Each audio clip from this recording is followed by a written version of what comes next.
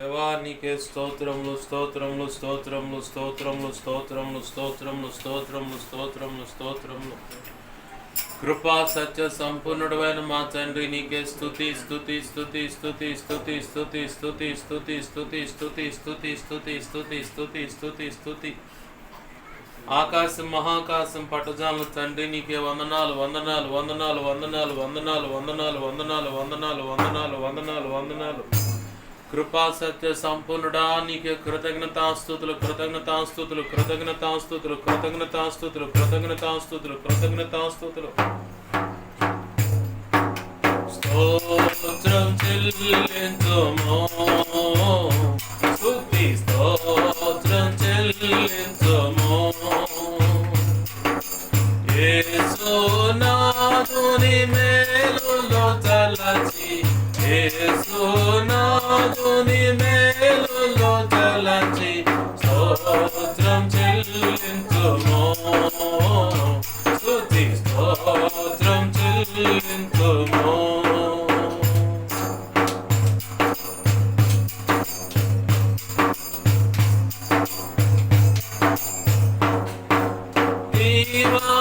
దీవారాత్రములో కంటి పాపములే కాచి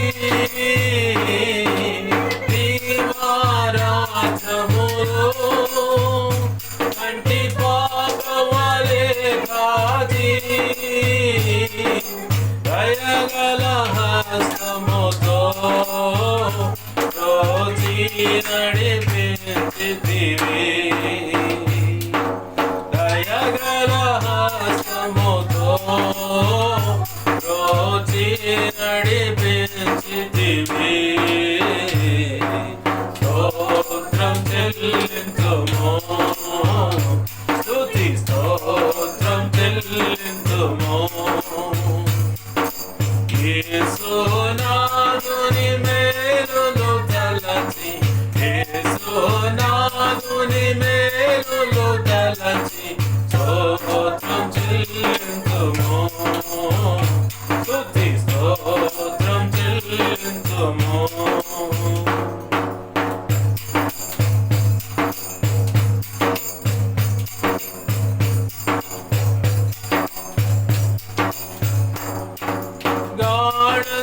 గాఢంధకారములో కన్నీటిలో ఎలలో గాఢంధకారములో కన్నీటిలో ఎలలో కృషించిపోనీయక కృపలతో బలపరచితివి కృషించిపోనీయక కృపలతో బలపరచితివి స్తోత్రం చెల్లించుము స్తుతి స్తోత్రం చెల్లించుము యేసునాథుని మేలులో తలచి యేసునాథుని మేలులో తలచి స్తోత్రం చెల్లించుము స్తుతి స్తోత్రం చెల్లించుము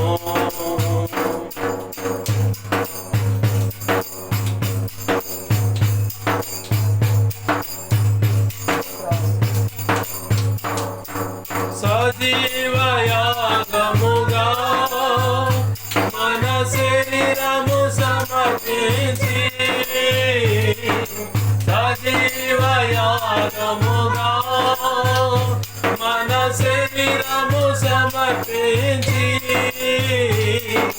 సంపూర్ణ శోధినందా శోధాత్మను నొసగితివి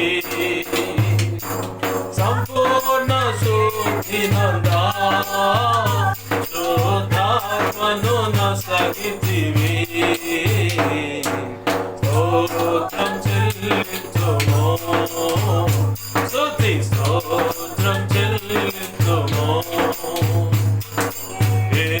యేసునాథుని మేలులో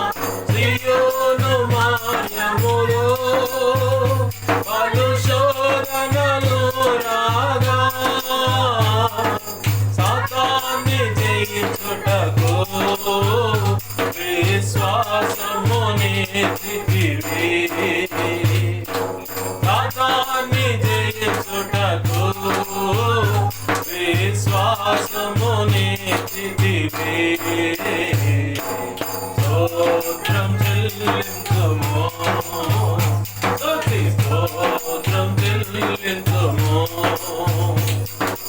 యేసునాథుని మేలులు తలచి, యేసునాథుని మేలులు తలచి స్తోత్రం చెల్లించుము, స్తుతి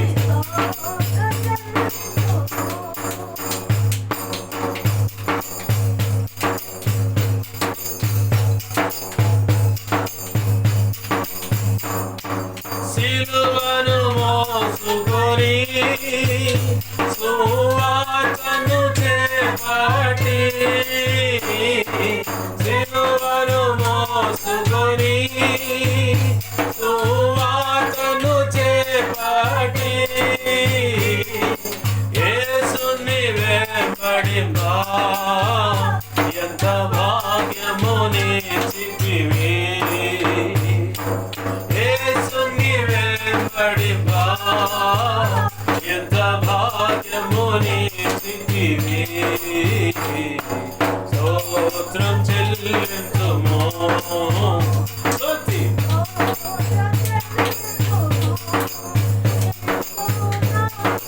మేలులు తలచి, యేసునాథుని మేలులు తలచి స్తోత్రం చెల్లించుము, స్తుతి స్తోత్రం చెల్లించుము.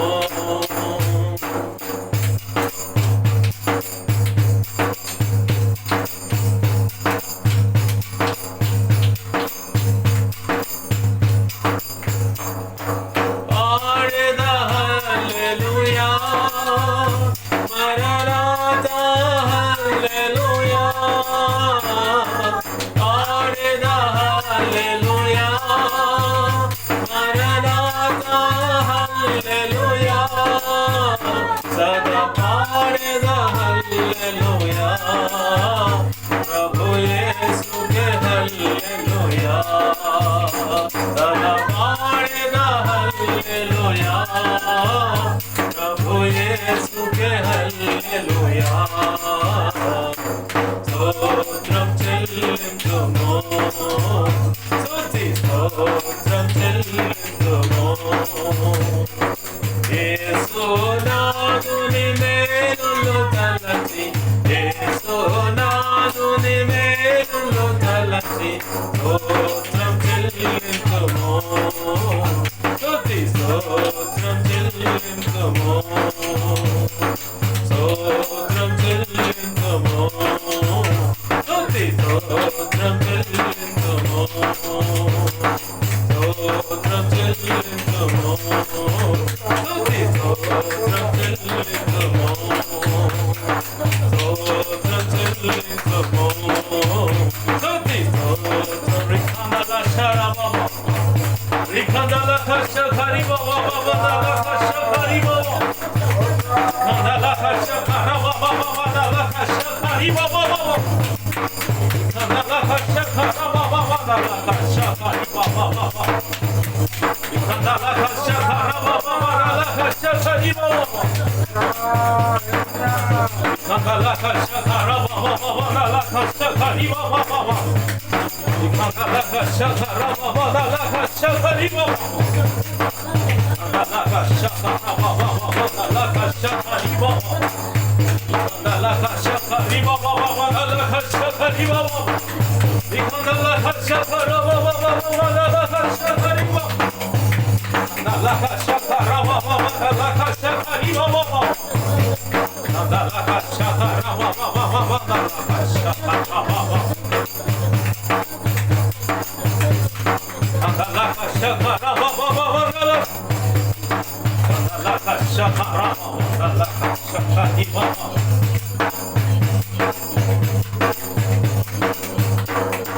పాడెదా హల్లెలూయా, మరణాతా హల్లెలూయా,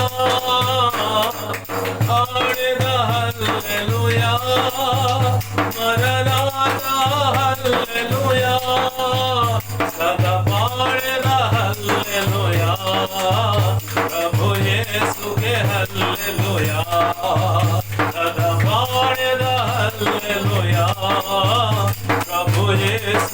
హల్లెలూయా ఆడేదా హల్లెలూయా ప్రభు యేసుకే హల్లెలూయా స్తోత్రం చెల్లించుము స్తుతి స్తోత్రం చెల్లించుము స్తోత్రం చెల్లించుము స్తుతి స్తోత్రం చెల్లించుము యేసునాథుని మేలులు తలచి యేసునాథుని మేలులు తలచి స్తోత్రం చెల్లించుము స్తుతి స్తోత్రం చెల్లించుము స్తోత్రం చెల్లించుము స్తుతి స్తోత్రం చెల్లించుము స్తోత్రం చెల్లించుము స్తుతి స్తోత్రం చెల్లించుము స్తోత్రం చెల్లించుము స్తుతి స్తోత్రం చెల్లించుము స్తోత్రం చెల్లించుము స్తుతి స్తోత్రం చెల్లించుము స్తోత్రం చెల్లించుము స్తుతి స్తోత్రం చెల్లించుము గాఢంధకారములో కన్నీటి లోయలలో కృషించిపోనీయక కృపలతో బలపరచితివి సియోను మార్గములో పలు శోధనలు రాగా సియోను మార్గములో పలు శోధనలు రాగా సాతాన్ని జయించుటకు విశ్వాసమునిచ్చితివి దివారాత్రములో కంటి పాపవలే కాచి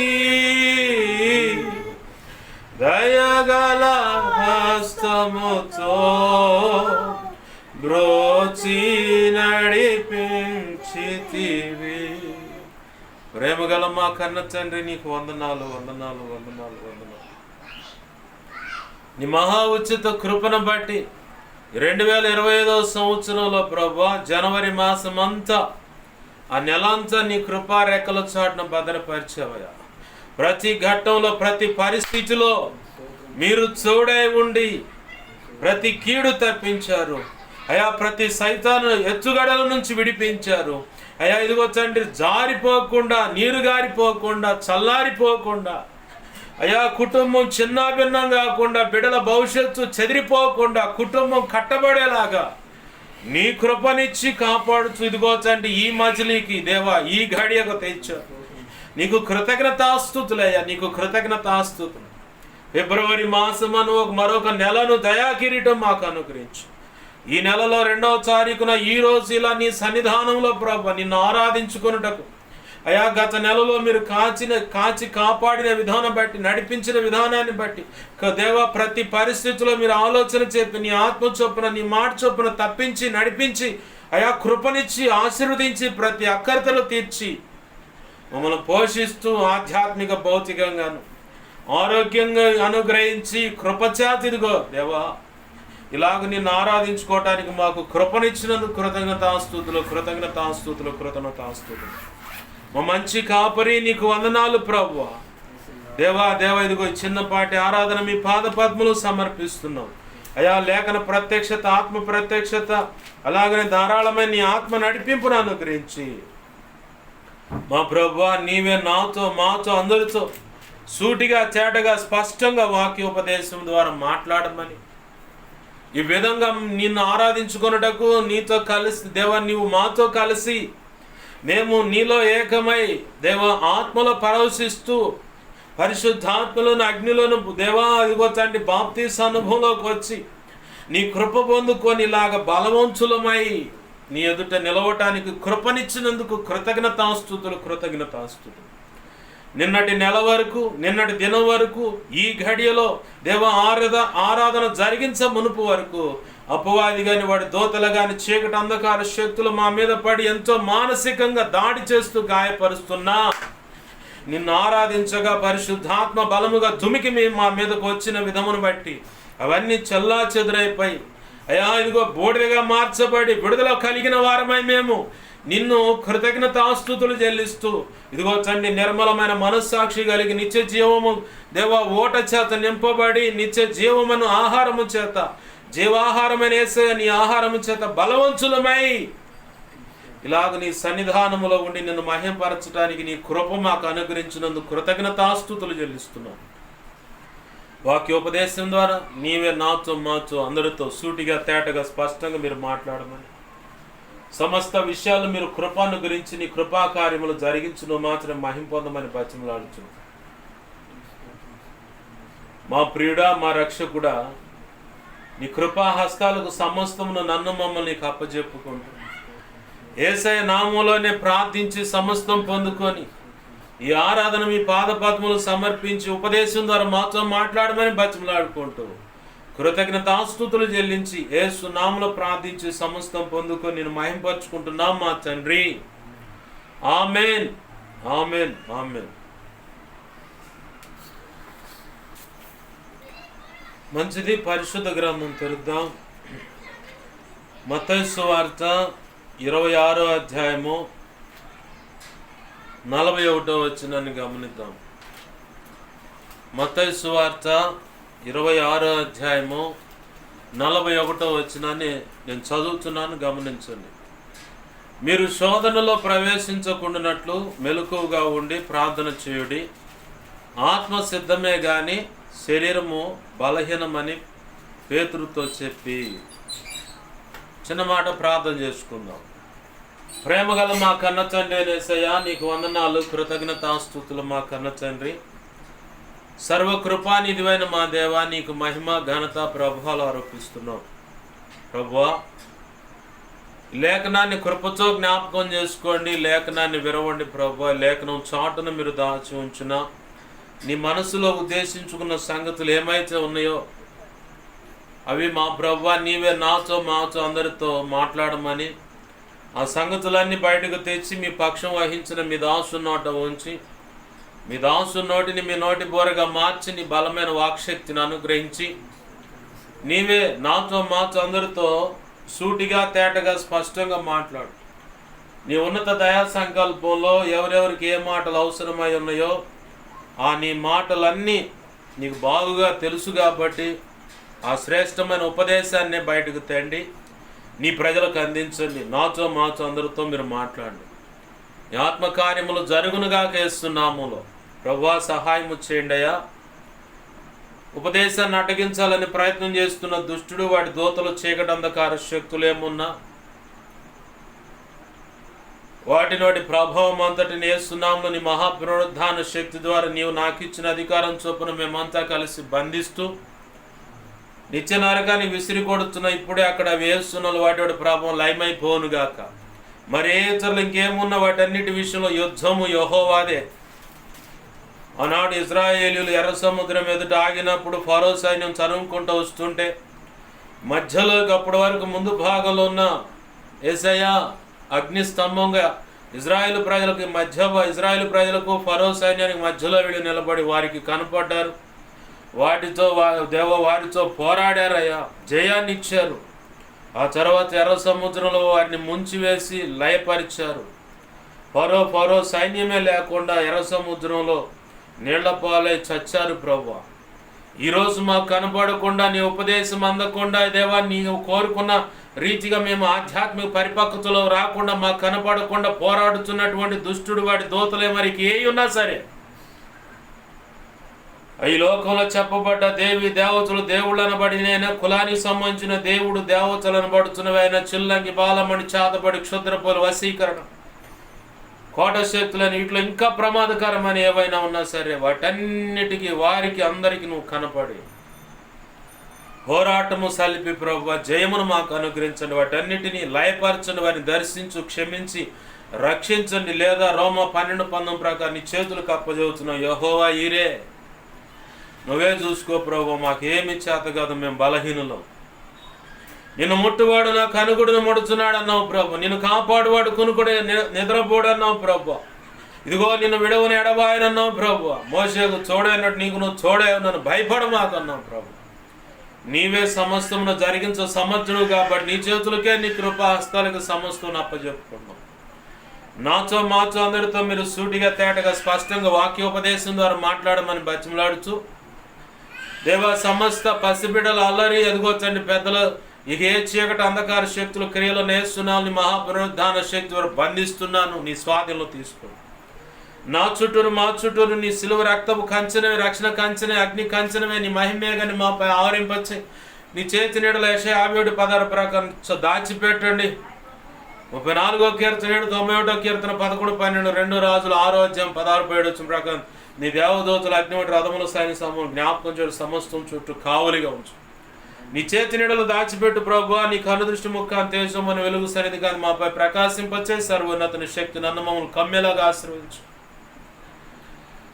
నీ మహిమ తేజ ప్రభు ఇక్కడి నుంచి నలుదిక్కులు ప్రబలిలు వెళ్ళునుగాక. ఈ ప్రాంతము ఇదిగో ప్రాంతంలోకి విస్తున్న నీ చిత్త ప్రకారం బిడలున్న స్థలం సినాయి పర్వతంగా మార్చబడి స్తుతి సింహాసనాసనుడివై నీవు నీలో నుంచి ప్రభు నలుదిక్కులు ప్రబలిలు వెళ్ళేలా చేసి జకరియా గ్రంథం 2:5 నీవే అగ్ని కంచగా ఉండి మాతో మాట్లాడండి అయ్యా. నీ పక్షం వహించిన నేను బలహీన, ఎంత బలహీన నీకు బాగా తెలుసు. నీ మీద అనుకున్న, నీ కృప మీద ఆధారపడ్డా నా సమస్త అవిధేయతలు, అతిక్రమ దోషాలు, పాపదోషాలు, ఆజ్ఞాతిక్రమలను క్షమించి నీ సిలువ రక్తంలో కడిగి పవిత్రపరిచి పరిశుద్ధాత్మజ్ఞులను పుటమే శుద్ధ సువర్ణంగా మార్చి పరలోక శుద్ధ సువర్ణ చైలు నా నిత్యంకులు గొప్పగా ఉంచి మత్తయి 10:1-7-8-20 ప్రకారం యెషయా 57:16 ప్రకారం అపోస్తలుల కార్యం 4:27-37 ప్రకారం నీ కృప నాకు దయచే. ఇర్మియా 1:9-10-18-19 నీ కృప నాకు దయచే. హెస్కేల్ గ్రంథం 2:1-2 ప్రకారం నన్ను మమ్మల్ని అందరూ చక్కగా నీ ఆత్మతో నింపి మమ్మల్ని చక్కగా నిలబెట్టి మాతో మాట్లాడమని నీ వాక్యాన్ని బట్టి నీ కృతజ్ఞతాస్తుతులు చెల్లించుకుంటూ మా ప్రభువా మా రక్షకుడా యేసయ్యా నీ ఉన్నతమైన నామములోనే అడిగి పెట్టుకొని ప్రార్థించి సమస్తం పొందుకొని ఉపదేశాన్ని నన్ను మమ్మల్ని చేతులకు అప్పచెప్పి నేను మహింపరుచుకుంటున్నాం మా తండ్రి. Amen, amen, amen. ప్రభునందు సమకూడిన మీ అందరికీ, నా ఈ మాటలు వింటున్న వారికి, వీడియో ద్వారా కూడా వింటున్న వారికి, ఇక ముందు వినబోతున్న వారికి కూడా ప్రభు అయిన యేసుక్రీస్తు వారి పేరిట నా హృదయపూర్వకమైన వందనాలు. అందరికీ వందనాలు. ప్రభునందు ప్రియమైన దేవుని బిడ్డలు గమనించండి. ఇక్కడ చదువుకున్న లేఖన భాగాన్ని మరొకసారి గమనిద్దాం. మత్తయి సువార్త 26వ అధ్యాయము 41వ వచనం ఏముందంటే, మీరు శోధనలో ప్రవేశింపకుండానట్లు మెలకువగా ఉండి ప్రార్థన చెయ్యండి అన్నాడు. అంటే మెలకువగా ఉండకపోతే, ప్రార్థన చేయకపోతే ఏమవుతుంది? ప్రారంభంలోనే చెప్పాడు ప్రభు, శోధనలో పడతారు అని చెప్పారు. ఆధ్యాత్మిక జీవితంలో అడుగుపెట్టిన వారైనా నువ్వు ఒక విశ్వాసి కేటగిరీ కన్నా ఉండు, ఒక పరిచారక కేటగిరీ కన్నా ఉండు, సంఘ పెద్దలుగాను సేవకులుగానే ఉండు. ప్రార్థన అనేది లేకపోతే, మెళుకు అనేది లేకపోతే ఖచ్చితంగా నువ్వు శోధనలో పడతావు. ఖచ్చితంగా శోధనలో పడతావు. భక్తుల యొక్క అనుభవ జీవితాల నుంచి వచ్చిన సూక్తులు అంటే సామెతలు అని అర్థం, పర్యాయ పదాలు ఇవన్నీ. వాళ్ళు చెప్పిన మాట ఏంటంటే, నీ మోకాళ్ళు నేల కంటితే నీ ముఖం ప్రకాశిస్తుందని కొంతమంది ఒకళ్ళు రాశారు. నీ మోకాళ్ళు నేలకు ఆనితే నువ్వు మోకాళ్ళు ఉంటే పరలోకం కదిలి వస్తుందని చెప్పని ఒక భక్తుడు చెప్పాడు. నువ్వు మోకరించి ప్రార్థన చేసేవాడివైతే పాపం నీ దరిదాపులకు రాదు, సమస్య నీ దరిదాపులకు రాదు. సమస్య ఒకవేళ నీ చుట్టూ అలుముకున్నట్టు కనపడ్డా అది నీ దరిదాపులకు కూడా రాదు. నీకు ఎటువంటి కీడు జరిగించడానికి కూడా వాటికి అవకాశం లేదు. ఎప్పుడు సాధ్యపడుతుంది ఇదంటే, మెలకువ కలిగి ప్రార్థన చేసే అనుభవం ఉంటే. మెళుకువ అంటే తెలివి కలిగి, చురుకు కలిగి ఉండటం అన్నమాట, ఆసక్తి కలిగి ఉండటం. ఈ రోజుల్లో ప్రార్థన అనేది కరువైపోతూ ఉంది. వ్యక్తిగత ఆధ్యాత్మిక జీవితంలో అంటే హృదయంలో ఉన్న ప్రార్థన అనే బలిపీఠం మీద కానీ, కుటుంబంలో అనే బలిపీఠం మీద కానీ, లేదు సంఘంలో ఉన్నటువంటి బలిపీఠం మీదైనా ప్రార్థన అనే ధూపం వేసేవాళ్ళు కరువైపోయారు. వాళ్ళంతా లగ్జరీ భక్తి అన్నమాట. కుర్చీలోనే కూర్చోవాలి, లేదంటే మందిరంలో అయినా కూర్చొని ప్రార్థన అనేది చేయకూడదు. కానీ ప్రార్థన చేస్తాం అరాకొర. ఆ ప్రార్థన చేసిన దాన్ని బట్టి మాకెమ్మడే కొండంత ఆశీర్వాదం వచ్చి పడాలి. ఓ భక్తుడు అన్నాడు, నువ్వు ఘనమైన కార్యాలు తలపెట్టినప్పుడు ఘనమైన ప్రార్థన కూడా చేయాలన్నాడు. ఏమాట? గొప్ప కార్యాలు నువ్వు కళ్ళారా చూడాలనుకున్నప్పుడు, లేదు గొప్ప సేవను చూడాలనుకున్నప్పుడు నీ ప్రార్థన కూడా గొప్పగానే ఉండాలి. ఆమేన్. హల్లెలూయా, హల్లెలూయా. ప్రార్థన అనేది గొప్పగా ఉండాలి. ప్రార్థన చాలా విలువైంది. ప్రార్థన చాలా చాలా చాలా అంటే చాలా విలువైంది. ప్రార్థనలో దేవునితో నువ్వు ముఖాముఖిగా మాట్లాడుతున్న అనుభవం పొందుతావు. నువ్వు ప్రార్థిస్తున్నప్పుడు ఆయన ఎంత బిజీ షెడ్యూల్గా ఉన్నా ఆయనలో అనేక అంశాలు ఉన్నాయి. అంశం అంటే ఒక ఛాయ. అంటే నాలాంటి మనిషి ఇంకొకళ్ళు ఎవరో ఒకళ్ళు ఉండారు అని చెప్తారు కదా. అలాగనే ప్రభు నీ దగ్గర ప్రత్యేకంగా మాట్లాడుతూ ఉంటే కోటాను కోట్ల ప్రజలు మోకరించి ప్రార్థించినప్పుడు వారికాడి కూడా ఒక అంశగా, అంటే ఒక రూపంగా వెళ్ళిపోయి వాళ్ళతో కూడా అదే ప్రభావంతో అక్కడ నిలబడి వాళ్ళతో కూడా మాట్లాడుతాడు. వాళ్ళు చెప్పే సంగతులు కూడా వింటాడు. ఖచ్చితంగా మనం గమనించాల్సింది ఏంటంటే ప్రార్థన జీవితం చాలా విలువైంది అని. ప్రార్థన లేకపోతే పరిశుద్ధతను నువ్వు కాచుకోలేవు. పరిశుద్ధతను నువ్వు కాచుకోలేవు. దయచేసి గమనించండి, ప్రార్థన జీవితం అనేది చాలా చాలా చాలా అంటే చాలా విలువైంది. ప్రాణంతో సమానంగా ప్రార్థన జీవితాన్ని కాపాడుకోవాలి. సాక్ష్య జీవితాన్ని కూడా కాపాడుకోవాలి. ప్రార్థన అంటే ప్రాణంతో సమానం అన్నట్టుగా అంతగా నీలోకి ఇమిడిపోవాలి ఆ ప్రార్థన జీవితం. యేసు ప్రభు వారికి ఏం తక్కువైందా? సర్వమానవాళి పాపం అంతా ఒక పాత్రలోకి వస్తున్న సందర్భం అది. తండ్రి అయిన దేవుని దగ్గరికి రాతి వేతంత దూరం అంటే మన చేత్తో ఒక రాయి తీసుకొని బాగా శక్తి కొలది విసిరినప్పుడు ఎంత దూరం అయితే పడుద్దో అంత దూరం అని అర్థం. రాతి వేత దూరం అంటే ఒక రాయి తీసుకొని బాగా మనకున్న శక్తిని అంతా ఉపయోగపెట్టి విసిరేస్తే ఎంత దూరం పోయి పడుద్దో అంత దూరానికి ఇక్కడున్న శిష్యులను వదిలిపెట్టి అంత దూరానికి వెళ్ళి ఆయన మొరపెడుతూ ఉన్నాడు. 1కి 3 సార్లు మొరపెడుతూ ఉన్నాడు. ఆ సందర్భాల్లో ఒక పర్యాయము పేతురు వీళ్ళు అంతా ఎలా ఉన్నారని చూద్దాన్ని వచ్చినప్పుడు వాళ్ళు కునికి నిద్రపోతున్న సందర్భం. కునికి నిద్రపోతున్న సందర్భాన్ని దేవుడు వచ్చి వాళ్ళని తట్టి, ఆ సందర్భంలో వాళ్ళు ఉన్నారు, వాళ్ళని తట్టి, పేతురు మీరు శోధనలో ప్రవేశించకుండా మెలకువ కలిగి ప్రార్థన చేయండి. ఆత్మ సిద్ధమే అంటే ఆత్మ అయితే ఆరోగ్యంగా బలంగానే ఉంటుంది. ఈ శరీరం మాత్రం బలహీనంగా ఉంటుంది. శరీరం ఖచ్చితంగా బలహీనంగానే ఉంటుంది. ఆ శరీరం బలహీనంగా ఉన్న దాన్ని బట్టి మీరు దాని విషయంలో ఆలోచన చేయమాకండి. మీరు శోధనలో ప్రవేశించకుండా ప్రార్థన చేయండి, మెలకువ కలిగి ప్రార్థన చేయండి. ప్రభు అన్నాడు మత్తయి సువార్త 16వ అధ్యాయంలో, మత్తయి సువార్త 16వ అధ్యాయంలో ప్రభు అంటాడు,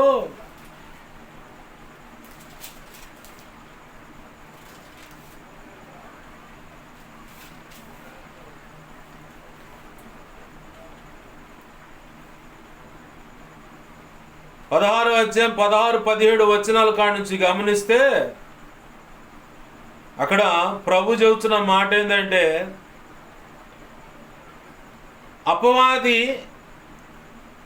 అపవాది మిమ్మల్ని జల్లెడ వేసినట్టుగా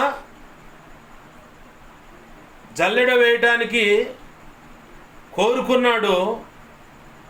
అయితే అపవాది మిమ్మల్ని జల్లెడ వేయడానికి కోరుకున్నాడయ్యా, శోధించడానికి కోరుకున్నాడు. నీ నమ్మిక తప్పిపోకుండానట్లు, మీ నమ్మిక తప్పిపోకుండానట్లు మీ విషయమై నేను ముందుగానే ప్రభువును వేడుకున్నాను అంటాడు. ముందుగానే ప్రభువును వేడుకున్నాను.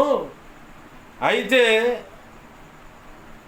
నువ్వు శోధించబడతావు, కానీ ఆ పిదప నువ్వు బలపడి నీ తర్వాత ఉన్న మిగతా వారిని కూడా నువ్వు బలపరచు అన్నాడు. దేవునికి మహిమ కలుగును గాక. హల్లెలూయా. అపవాదనే నిన్ను మిమ్మల్ని శోధించడానికి వాడు జల్లెడ వేసాడు అన్నాడు ప్రభు.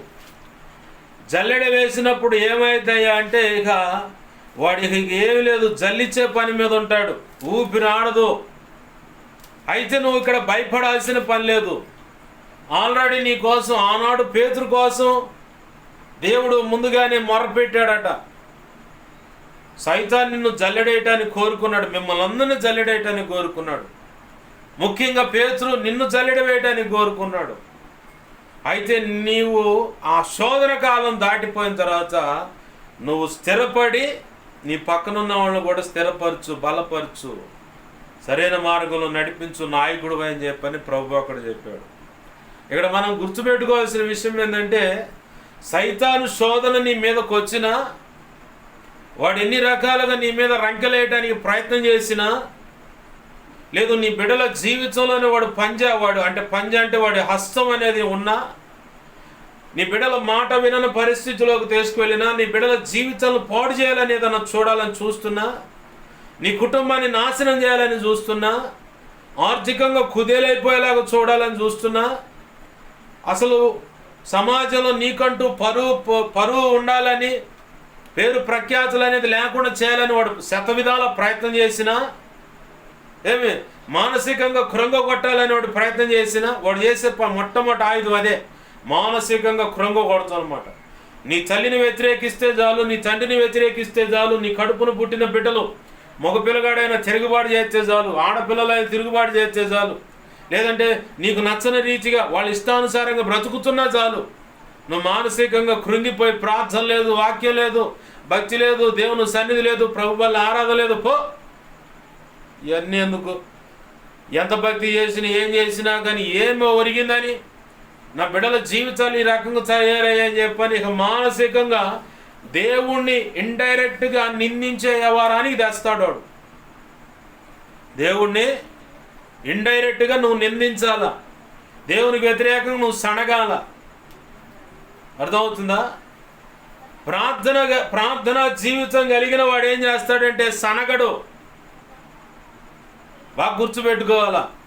ప్రార్థన జీవితం కలిగిన వాళ్ళు, స్త్రీ అయినా, నువ్వు పురుషుడువైనా, యవనస్తుడువైనా, ప్రార్థన అనే జీవితం కలిగి నువ్వు ఉంటే, అనుదిన ఎడతెగక మానక పట్టువిడక మెలకు కలిగి ఆసక్తితో కన్నీరు విడుచుచు మూలుగులతో హృదయపూర్వకంగా లేదా పరిశుద్ధాత్మలో ప్రార్థన చేసే అనుభవం నువ్వు కలిగి ఉంటే, ఈ అనుభవాలు ఏ అనుభవమైనా నీకుంటే, ప్రార్థించే అనుభవాలు అనమాట ఆ మెట్టులు అవి. ఆ మెట్టుల్లో కనుక నువ్వు ఉన్నట్లయితే నీకు ఒకటే బాగా అర్థమవుతుంది, ఇది సైతానుగాడి ఎత్తుగాడా, లేదంటే నా విరోధి ఎవడో ఏదో ప్రయత్నం చేస్తూ ఉన్నారు, ఆ కారణాన్ని బట్టి నాకు ఈ పరిస్థితులు. అయితే దీన్ని నేను సాల్వ్ చేయలేను, కానీ నా తండ్రి అయిన దేవుని సన్నిధికి తీసుకొని వెళ్ళిపోయి, ప్రభువా ఇది నా పరిస్థితి, ఇలా ఉంటుంది సిచ్యువేషను, నువ్వైతే పరిష్కరించగలవు అని చెప్పని కనుక మొరపెట్టగలిగితే ఖచ్చితంగా ఆ ఉచ్చులో నుంచి నేను బయటేస్తాడు దేవుడు. ఆ ఉచ్చులోకి నువ్వు పడకముందే, నీ బిడ్డలు పడకముందే లాగుతాడు బయటికి దేవుడు. అదే నువ్వు కునికి నిద్రించినట్లయితే, మెలకు లేకుండా ప్రార్థన చేయకుండా అలాగనే నామకార్థంగా ఒక 2 నిమిషాలు 10 నిమిషాలు ఒక అరగంట ప్రార్థన చేసుకుని వదిలేస్తే ఉపయోగం ఏముంది? శోధనలో పడతారు. శోధనలో ఖచ్చితంగా పడతారు. ఇప్పుడు ఉచ్చులో పడకుండా బయటికి లాగాలంటే ఖచ్చితంగా నువ్వు దేవుణ్ణి కదిలించే వ్యక్తివై ఉండాలి. ఎలా కదిలించాలంటే మెలకు కలిగి ప్రార్థన చేసే అనుభవంలో నువ్వు ఉండాలి. దానియేలు గారి గురించి గమనిస్తే రోజుకు 3 పూట్ల ప్రార్థన చేసేవాడట. అసలు ఆయన ఎక్కడుంది? బానిస బ్రతుకు ఆయనది. రాజుగారి పక్కన మంత్రి పదవే. కొంతమంది మంత్రులు ఉన్నారు, ఆ మంత్రులు ఆయన అధికారులు మంత్రులు వీళ్ళంతా ఉన్నారు. వాళ్ళ మీద ఈయన 3 అధికారులుగా పెట్టారు. ఆ 3లో ఈయన ప్రధానుడు. అంటే ఇతనుకున్న జ్ఞానము కానీ తెలివితేటలు కానీ దేవుని ఆత్మ నడిపింపు కానీ ఇక మిగతా వాళ్ళకి లేదు. కానీ నేను ఆ 3 అధికారుల్లో ఈయన ఒకటి మొదటిగా పెట్టాడు రాజు. రాజుకు తెలిసి ఒకవేళ రాజుకు నచ్చకపోతే దానియేలు పరిస్థితి ఏంది? శిరచ్ఛేదనమో సింహాలకు ఆహారమో ఏదో ఒకటి అయిపోతాడు. కానీ రాజుగారిని కూడా దేవుడు ఆ మనసు రాజుగారికి దానియేలు విషయంలో ఇష్టం పుట్టేలా చేశాడు. రాజుగారికి నెబుకద్నెజర్ అనే రాజుగారికి దానియేలు విషయంలో ఇష్టం పుట్టేలా చేశాడు దేవుడు. అంత మాత్రమే కాదు, ఇక అనుదినం 3 పూట్ల ప్రార్థన చేయడానికి కూడా అవకాశం ఇచ్చాడు. ఈరోజు నువ్వైనా నేనైనా ఎక్కడైనా పనిచేసే కాడైనా చదువుకునే కాడైనా లేదు జాబ్ చేసే కాడైనా రెక్కల కష్టార్జితం మీద ఆధారపడ్డ వ్యాపారంలో ఎక్కడైనా గుమ్మస్తాగా ఉన్నా, అయ్యా నేను ఇదిగో ప్రార్థన చేసుకోవడానికి నాకు అవకాశం ఇవ్వండి అని చెప్పని చెప్పటమా, లేదంటే నువ్వు మోకరించడం అన్న చేస్తే కొంచెం వ్యతిరేకత వస్తుంది. మానకు అవకాశం చూసుకుని అలా ప్రార్థన చేస్తున్నప్పుడు వాళ్ళే ప్రతికూలమైన పరిస్థితులు కాస్త అనుకూలంగా మారిపోతాయి. ఆమేన్, హల్లెలూయా. మారిపోతాయి. ఎందుకంటే దేవుని బలమైన సన్నిధి అక్కడ ఉంటుంది. తిరుగుబాటు చేసే ప్రజలు సైతం, మూర్ఖంగా మాట్లాడే ప్రజలు సైతం దేవుని మాటకు లోబడిపోతారు. దేవుని యొక్క బలమైన సన్నిధి అక్కడ ఉంటుంది. వాళ్ళల్లో వ్యతిరేకతను రేపేటువంటి దురాత్మ చీకటంధకార శక్తుల సమూహం అంతా కాల్చివేయబడుతుంది. ఆమేన్, హల్లెలూయా. నువ్వు భయపడాల్సిన పని లేదు, నువ్వు ప్రార్థన చేయాలి. దానియేలు ఏం చేశాడు? ప్రార్థనే. ఇతన్ని ఎలాగైనా ప్రార్థన చేయనీయకుండా ఆపాలా. రాజుగారి కోపం దావీదు మీద, క్షమించండి, దానియేలు మీదకి వచ్చి దానియేలు అనేవాడు లేకుండా పోవాలా. ఎందుకంటే దానియేలు గురించి అందరు గొప్పగా చెప్పుకున్నారు, దానియేలు గురించి ప్రార్థనాపరుడు అని చెప్పుకున్నారు. అలాంటి వాడు ఉండకుండా పోతే ఇక మనమే మేధావులు, ఇక మనం మించిన తోపు ఇంకొకటి ఉండడు అని చెప్పని కొంతమంది కష్టపడి కక్ష పెంచుకొని ఏది ఆ దానియేలుని ఎలాగైనా లేకుండా చేయాలని చెప్పని బాగా స్కెచ్ చేశారనమాట. అయ్యా రాజుగారు 30 రోజుల దాకా నిన్ను తప్ప ఇంకొకరిని సేవించకూడదు. ఎందుకంటే మాకు ఏది కావాలని నువ్వు తప్పితే మాకు ఎవరిస్తున్నారయ్యా? దేవుడేమో మాకు కనపడతలేదు, కానీ ఆ రూపంలో నువ్వే కనపడుతున్నావు మాకు, ఆ దేవాది దేవుడిగా. కాబట్టి నీకే మొక్కుతాం. అలాగ ఒక శాసనం చెయ్యి. 30 రోజులు పండగ అంటే రాజుగారికి ఏంటంటే, అవునా భలే ఉంది ఇదైతే, కానీ అని చెప్పని రాజుగారు ఉంగరం తీసుకొని ముద్రేసి మరి శాసనాన్ని ఆర్డర్ పాస్ చేశారు. అయితే ఈ సంగతి రాజుకు అర్థమైంది. దానియేలును పట్టుకోవటానికి ఎరా మీరు అంత ఎత్తుగడ వేసింది, ఈ దానియేలు ప్రార్థన జడగొడటానికి ఎరా మీరు ఎత్తుగడ వేసింది అని చెప్పిన సంగతి రాజుగారికి అర్థమయ్యి రాజుగారు తప్పదుగా మాట ఇచ్చాడు. ఇక కుమిలిపోవటం మొదలుపెట్టాడు రాజుగారు. చివరికి ఎట్లా పట్టుకురావాలి, ఏ దోషాన్ని పట్టుకోవాలని చెప్పని చూస్తే దానియేలుకు భక్తిలో తప్ప ఇంకెక్కడ దొరకడు. దానియేలు తనలో లోపం ఉంది, పాపం ఉంది, ఈ చెడు అనేది భక్తిలో చూపించాలి. ఇక ఏ కోణంలో కూడా అతను దొరకడు. అంత పర్ఫెక్ట్గా, అంత నిష్టగా, అంత జాగ్రత్తగా తన జీవితాన్ని, తన బ్రతుకును, తన కుటుంబాన్ని, కుటుంబీకులను, అలాగనే ప్రార్థనా జీవితాన్ని కూడా కట్టుకున్నాడు. ఆ మార్గంలోనే ప్రభు కృప ద్వారా సాగిపోతూ ఉన్నాడు. అయితే ఈ కక్ష కట్టిన కొంతమంది మేధావులు ఏం చేశారంటే భక్తిలోనే దానియేలు అనేవాడిని పట్టుకోగలమని చెప్పని రాజుగారికి మొక్కటం మొదలు పెట్టించారు. అయితే దానియేలు మొక్కల. ఈ శాసనం బయలుదేరిందన్న సంగతి దానియేలు ఎరిగిన వాడై దినముకు 3 సార్లు తనుంటున్నటువంటి గదిలో, మేడపై గదిలోకి వెళ్ళి యెరూషలేము చుట్టూ తలుపులు తెరిచి మోకాళ్ళని దేవుణ్ణి సేవిస్తూ ఉన్నాడట. ఇది దొరికింది వాళ్ళకి. రాజా, నీకు తప్ప ఇంకొకళ్ళు మొక్కొద్దు అని చెప్తే ఆ దానియేలు అనగానే రాజుగారి గుండె పట్టుకుంది. నేను అనుకుంటానే ఉన్నారా, స్కెచ్ అంతా వాడి మీదకి వెళ్ళిపోద్ది అనుకుంటానే ఉన్నాం. అట్నే అయింది. ఇది తప్పించడం అయితే కుదరదు. ఎట్ట చేయాలని చెప్పి నీకు రాజు మదన పడుతూ ఉన్నాడు, లోపల మదన పడుతూ ఉన్నాడు. ఎలా తప్పించాలి, కొంతమందికి ఏదైనా సహాయం అందించాలి, ఎలా అందించాలని లోపల మదన పడుతూ ఉంటారు. కొంతమందికి దేవుని సన్నిధిని అనుభవించడానికి అక్కడికి వెళ్ళాలని లోపల మదన పడుతుంటారు. ఏంది, ఖచ్చితంగా ప్రభు సహాయం చేస్తాడు, మార్గం సరళపరుస్తాడు. ఆమేన్, హల్లెలూయా. ఇక్కడ రాజు మదన పడుతూ ఉన్నాడు. మదన పడుతూ ఉంటే ఇక తప్పలేదు, పట్టరండి అని చెప్పని పోయారు, పట్టకొచ్చారు. సింహాల బోన్లు వేస్తే ఏమైంది,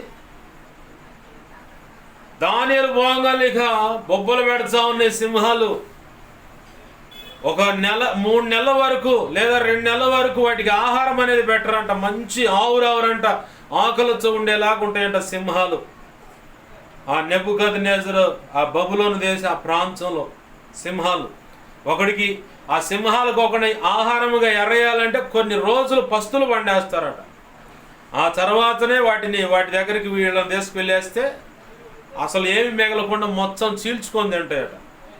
కానీ అంత క్రూరమైనటువంటి పరిస్థితిలోకి దానియేలును తీసుకెళ్ళి ఆ సింహాల బోన్లో పెడితే దానియేలు ఏమల్లా, ప్రభువా ఎందుకు నాకు ఈ గతి పట్టింది, నేను ముమ్మారు ప్రార్థన చేస్తున్నాను కదా, నీకు ఎంత నమ్మకంగా బ్రతుకుతున్నాను, నాకెందుకయ్యా ఈ స్థితి, నాకెందుకయ్యా ఈ గతి, నీకు అసలు నువ్వు న్యాయవంతుడు అయితే ఆ రాజుతో మాట్లాడాలిగా, నువ్వు న్యాయవంతుడు అయితే నా ఎడలో ఎంతో దుర్మార్గంగా వ్యవహరిస్తూ కుట్రవన్నీ వాళ్ళ హృదయాలు కఠినపరుచుకొని ఈ రకంగా నన్ను లేకుండా చేయాలని చూస్తుంటే వాళ్ళని గద్దించాలి కదా, వాళ్ళని శిక్షించాలి కదా, వాళ్ళని అసలు లేకుండా చేయాలి కదా. అంతా ఎరిగి కూడా ఏమి తెలియనట్టు మౌనంగా ఎందుకున్నావు ప్రభు అని అడగాల లెక్క. ఏం అడగల. ఎందుకంటే ఆయన నమ్మిన దేవుడు అన్ని విషయాల్లో సహాయము చేయగల సమర్థుడని దానియేలుకు తెలుసు. ఆమేన్, హల్లెలూయా. ఎంత గొప్ప కీడైనా సరే బయటకు తప్పించగల దేవుడని ఆయనకు తెలుసు. ఎందుకంటే తన కళ్ళ ముందే ఆ ఘట్టానికి ముందుగా షడ్రక్, మేషక్, అబేద్నెగో అనేవాళ్ళు అగ్నిగుండంలో వేయబడ్డారు. అగ్నిగుండంలో వేయబడితే ఏమైంది, అక్కడ బయటకు వచ్చారు. బయటికి రాలా. అగ్నిగుండంలో వేయబడితే యేసయ్య 4వ వ్యక్తిగా వచ్చాడు, నిలబడ్డాడు. వాళ్ళతో పాటు తిరగటం మొదలుపెట్టాడు. అయ్యగారు ఇది 6వ అధ్యాయంలో ఉందట్టుకుంటా కదా ఈ సందర్భం అనొచ్చు. ఎక్కడుంది ఇది? దానియేలు గ్రంథం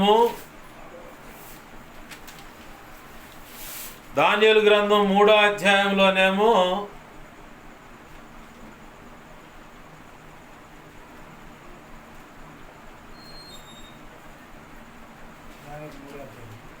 దానియేలు గ్రంథం 3వ అధ్యాయంలోనేమో షడ్రక్, మేషక్, అబేద్నెగోలను విసిరివేసిరని 3వ అధ్యాయంలో కనపడుతుంది. 6వ అధ్యాయంలోకి వచ్చేసరికి ఇక డైరెక్ట్గా దానియేలు గారికి పెట్టారు టార్గెట్. ఎవరికి? దానియేలు అయ్య గారికి పెట్టారు టార్గెట్. ఎట్లన్నా కానీ వీడిని లేకుండా చేయాలా. ఏది ఏమైనా సరే ఒకవేళ నీ జీవితంలో కానీ నా జీవితంలో కానీ మన జీవితాల్లో కూడా నాకు తెలుసు పరిశుద్ధాత్మ దేవుడు చెప్తా ఉంటాడు, కొంతమంది ఇలాంటి మంచి పక్కా ప్లాన్స్ ఉన్నారు అబ్బాయి జాగ్రత్త అని. వ్యక్తి విషయంలో కావచ్చు, ఆస్తులు కాడని కావచ్చు, లేదంటే సేవ విషయంలో కూడా ఎలాగైనా సరే ఇక్కడ నుంచి ఖాళీ చేయించాలి, ఇక్కడ సేవ జరగకుండా చూడాలని చెప్పని వాళ్ళకు సంబంధికులు లేదంటే ఆ ఇంటి వారితోనో లేదంటే ఎవరెవరు వ్యతిరేకంగా లెగిస్తే వీళ్ళు ఖాళీ చేస్తారని. నా యేసయ్య అనుమతి లేకుండా ఎవడు ఎదురు నిలబడ్డా వాడికి సావు మాత్రం కన్ఫర్మ్. సేవకుడైనా ఎవరికైనా సరే దాంట్లో ఏం మారదు శాసనం. ఎందుకంటే 1 కొరింథీ 3:16-17 మాట ఉంది, ఎవడైతే నా మందిరాన్ని పాడు చేస్తాడో వాడిని నేను పాడు చేస్తానండు. ఇప్పుడు నీ సేవకి నష్టం చేస్తే అప్పుడు నువ్వు ఏదన్నా మాట్లాడాలి, నీ సేవకు నష్టం లేదు. ఇంకొక విషయం ఏంటంటే బాగా గుర్తుపెట్టుకోవాల్సిన విషయం, ఇక్కడ చాలామంది పోటాపోటీకి మైకులు పెట్టుకొని ఎవడికి అర్థం కాకుండా ఆ సంఘం కూడా ఈ సంఘం మొత్తం చెడిపోతున్నారన్నమాట. నా ప్రభు నాకు అయితే తన మహా ఉచిత కృప చొప్పున నేను పెరిగిన సంఘంలో కూడా మాకు నేర్పింది ఏంటంటే, వాళ్ళకి మాకు డిస్టర్బెన్స్ లేకుండా టయాలు మార్చుకొని దేవుని సేవ జరిగించటం. ఇక్కడ ఏమవుతుందంటే నేనెందుకు తగ్గాల, ఇప్పుడు మీ ఇద్దరు కలిసి నేనెందుకు తగ్గాలనుకొని ఎవరిని పాడు చేస్తున్నారు? సంఘాన్ని, సంఘ బిడ్డలను, దేవుని యొక్క సేవను పాడు చేస్తున్నారు. రెండోది ఏం చేయట్లా, ఇప్పుడు నేనెందుకు తగ్గాలని మైకులు పెట్టుకొని చివరికి మీరు ఎన్ని ఆత్మలు సంపాదించారు, ఎంతమందిని సాధించారు? సరే, ఎంతమందిలో విత్తబడ్డ వాక్యం నీరు కట్టే ఫలించబడింది, అది కార్యం దాల్చింది ఎంత మటుకు? ఈ వివేచన కోల్పోతారు వీళ్ళు. ప్రభు కృపలో అందుకే ఎవరన్నా ఏదైనా కూటం పెడితే మెలకుండా చూస్తూ ఆపేస్తాను నేను. కొట్టుకోండి, మీరే కొట్టుకుంటే. పౌలు భక్తుడు అన్నాడు, మిష చేతనైనను కక్ష చేతనైనను ఆయన ప్రకటించబడుతున్నాడు. ఆమెన్, హల్లెలూయా. మిష చేత, కక్ష చేత, కుళ్ళుతోనైనా కుట్రతోనైనా ఏంది పగ పెంచుకొనైనా సరే ఏ విధం చేతనైనా యేసయ్య ప్రకటించబడుతున్నాడు. ఆమేన్, హల్లెలూయా. ఆ మాట ఉంది పత్రికల్లో. కాబట్టి నేను సంతోషంగా దేవుని స్తోత్రాలు చెల్లిస్తున్నాను అన్నాడు పౌలు భక్తుడు. నేను అదే పని చేస్తున్నా. కొట్టుకోండి మీరే. నా ప్రభు చిత్తంలో అవకాశం ఇస్తాడు. 10 నిమిషాలైనా ప్రభు మాటలు చెప్పి పక్కకు పోతే చాలు. కక్షతో ఎవరిని పాడు చేస్తున్నారు మీరు? సంఘ బిడ్డలను పాడు చేస్తున్నారు, సంఘాలను పాడు చేస్తున్నారు, దేవుని సేవను పాడు చేస్తున్నారు. చివరికి అందరూ రివర్స్ అయ్యే పరిస్థితి అన్నమాట. ఏందిరా మాకు ఈ గోల అని చెప్పాను. నేను గతంలో కూడా చెప్పాను, కొన్ని సంఘాల కాడ ఇట్లనే వాడు ఏం చేస్తాడంటే, పిల్లలు ఏం చేస్తారంటే కూటం 10:30కి అయితే వీడు 9ంటికి వచ్చి మైకి పెడతాడు. ఎందుకు? ఏం ఉపయోగం? జనం అంతా రివర్స్ అయ్యి అసలు ఈ మైకులన్నీ బీకేండ్రు అని చెప్పని కేసులు గందరగోళం దాకపోయే వ్యవహారాలు అవన్నీ. ఆ పాడు పని, ఆ అల్ప పని సైతాన్ గడ పిల్లలు వాడుకొని చేస్తున్నాడు. నేను గతంలో కూడా చెప్పాను, నేను ఒకవేళ ఏదైనా కూటం ఏర్పాటు చేస్తే కరెక్ట్గా 2 పాటలు లేదంటే 3 పాటలు పెడతా. ఇంకంతకంటే ఇసుగొద్దు. ఎందుకంటే అన్య జనాంగాన్ని మనం సంపాదించాలంటే ఖచ్చితంగా మనము తగ్గినట్టే కనపడాలి, ఓవర్ చేయకూడదు. 2 పాటలు ఎవరైనా పాడాలనుకుంటే 4 పాటలు. ఆ పిదప ఇక వరుస పెట్టి అందరి కోసం ప్రార్థన. మా తమ్ముడు మొన్న ఒక భూస్థాపితానికి నన్ను పిలిస్తే నేను వెళ్ళా. అక్కడ ఒక పిల్లగాడు పదే ప్రశ్నలు వేస్తున్న శవాన్ని ఎదురు పెట్టుకొని ఎట్టెందుకు అది ఇది అని చెప్పాను. నేను అన్నా, తమ్ముడా నీ దగ్గర ప్రశ్నలు చాలా ఎక్కువ ఉన్నాయ్యా, సమాధానం కావాలంటే కొంచెం ఓపిక పట్టాలంటే మా తమ్ముడు ఉండి ఈయన నీ దగ్గర దేశం పోరాదని. వాడు కరెక్ట్ పర్సన్ అయితే నాతో పాటు ఉండి మండుతాడు, కరెక్ట్ పర్సన్ కాలేదనుకో పారిపోతాడు. ఎందుకంటే నేను ఖాళీగా ఉండను, వాడిని కూడా ఖాళీగా ఉంచను. ప్రార్థన చేయాలి. ప్రార్థన. ఈరోజు ఇంత గొప్ప కార్యాలు దేవుడు జరిగిస్తా అన్నాడంటే, అంత గొప్ప అభిషేకం కానీ కృప కానీ ఇచ్చాడంటే కేవలం ప్రార్థనే. ప్రార్థన లేకపోతే నువ్వేం సాధించలేవు. నేను ఒకటే చెప్పా, నా దగ్గరకు వచ్చిన వాళ్ళు 99% వరకు ప్రార్థనలో మండిన వాళ్ళే. ఆ 1% గిట్టక పారిపోయినోళ్ళు. నేను ఖాళీగా ఉండను, వాళ్ళు కూడా ఖాళీగా ఉంచను. ప్రార్థన వాక్య ధ్యానం ఈ 2 ఇక రెండోది కనపడదు. వీటన్నిటిని ఆధారం చేసుకుంటూ విశ్వాసంలో వాళ్ళని కట్టడం ప్రభు కృపచేత నేర్పాడు. విశ్వాసంలో సంఘాన్ని కట్టాలి.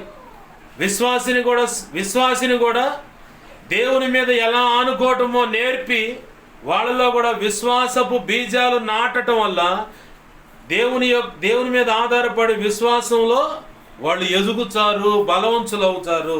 ఆమెన్, హల్లెలూయా. అది ఎలా సాధ్యపడుతుందంటే ప్రతిదీ కూడా ప్రార్థించు, దేవుడు సహాయం అందిస్తాడు. ప్రార్థించు. ఇప్పుడు మాకు గతంలో కూడా చెప్పాను, రాజకీయ నాయకులు తెలుసు, అధికారులు తెలుసు, ఎక్కడికి ఎలా పోవాలో తెలుసు, కానీ మా వ్యక్తిగతం అనే దానికి ఎప్పుడు కూడా ఉపయోగపెట్టాల. ఆ పరపతి, ఆ పలుకుబడిని ఎవరికైనా సమస్య అంటే వాళ్ళ విషయంలో అక్కడికి వెళ్తాం అంతవటికే. అది కూడా వాళ్ళని బలపరచడానికి ఇలాగ ఫలానా వ్యక్తి కాడికి ఇలా వెళితే వాళ్ళు ఖచ్చితంగా కన్ఫామ్గా పని జరుగుతుంది అక్కడికి వెళితే. అంటే వాళ్ళు విశ్వసించేలాగా మేము కూడా ప్రయత్నం చేయొచ్చుగా. అంటే లోకం ఏమంటుందంటే వాళ్ళు దుర్మార్గులయ్యా, ఫలానా వాళ్ళు తెలుసు కాబట్టి వాళ్ళు ఇష్టం వచ్చినట్టు ఏదైనా చేస్తారని నింద మోపుతారు.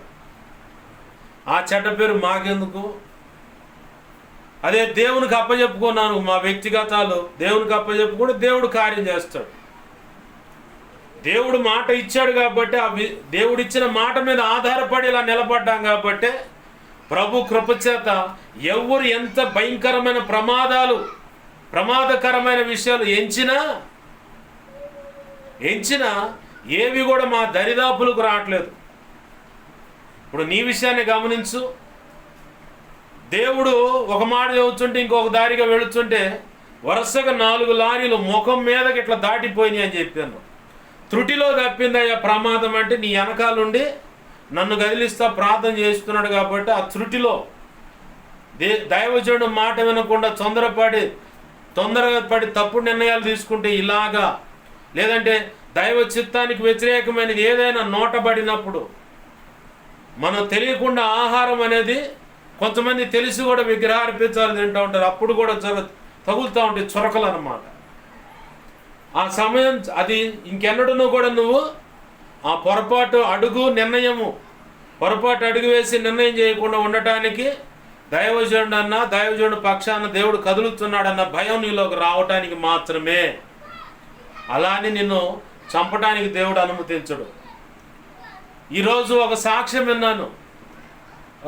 నన్ను వెంబడించమని నన్ను మాదిరిగా చేసుకొని పలానా దైవజనుడు మాదిరిగా చేసుకొని నువ్వు వెంబడించు అని చెప్పి ఒక దైవజనుడు చెప్పాడు. నాకు తెలిసి సేవా ప్రారంభం 3 సంవత్సరాల తర్వాత నేనేం చేశాను అనుకుంటే ఒక దైవజనుడు నన్ను వెంబడించాలని నన్ను మాదిరిగా పెట్టుకొని ఆయన నన్ను వెంబడించాలని ఆ దైవజనుడికి చెప్పాడు. ఓ రోజు పిలిచాడు, మాట్లాడాను. వాళ్ళ ఆత్మీయ తండ్రి సేమ్ నేనున్నట్టే ఉంటాయి. ఇప్పుడు ఎలా అయితే గడ్డం అంతా లేకుండా ఉన్నానో వాళ్ళ ఇంట్లో తీసుకెళ్ళి నాకు చూపించాడు. అన్న ఇదిగో ఇదే పర్సనాలిటీ, ఇదే విగ్రహం, సేమ్ తలకట్టు కానీ ముఖం కట్లు కానీ ముక్కు కానీ ఏది కూడా పొరపాటు పక్కకు పోకుండా మా ఆత్మీయ తండ్రి ఎలాగున్నాడో అంతే ఉన్నారన్న మీరు. మా ఆత్మీయ తండ్రి మీద ఉన్న అభిషేకం ఏ దైవజనుడి మీద ఉందో ఆ దైవజనుడు నేను వెంబడించడం నీ చిత్తమైతే అతను ఎవరు నాకు చూపించంటే అదిగో అతను నీ ముందే ఉన్నాడని ఒకరోజు చెప్పాడు. గతంలో కూడా పరిచయం చేసే ఈ మాటలు. ఆ రోజు నుంచి వెంబడిస్తానే ఉన్నాడు. ఈరోజు వచ్చాడు ప్రభు వల్ల చేయవేయటానికి. ఇసపాలెంలో 11 గంటలకి ఆరాధన జరుగుతుంది. ఆడకు వచ్చాడు ప్రభు వల్ల చేయవేద్దామని ఫ్యామిలీగా వచ్చి కృతజ్ఞతగా అయ్యా దేవుడు ఈ మేలు చేశాడని సాక్ష్యం చెప్పడానికి వచ్చి అన్నయ్య చెబుతున్న మాట ఏంటంటే, నాకు వయసులో పెద్దోడు చిన్నోడు నాకైతే తెలియదు, చూడటానికి సమవయస్కులుగా కనపడుతుంటాం. ఆ సహోదరుడు చెప్పిన మాట ఏంటంటే, రాత్రి వేళ నిన్నటి దినాన జనవరి మాసం అంతా నేను ప్రార్థన చేయలేదు, వాక్యం చదవలేదు.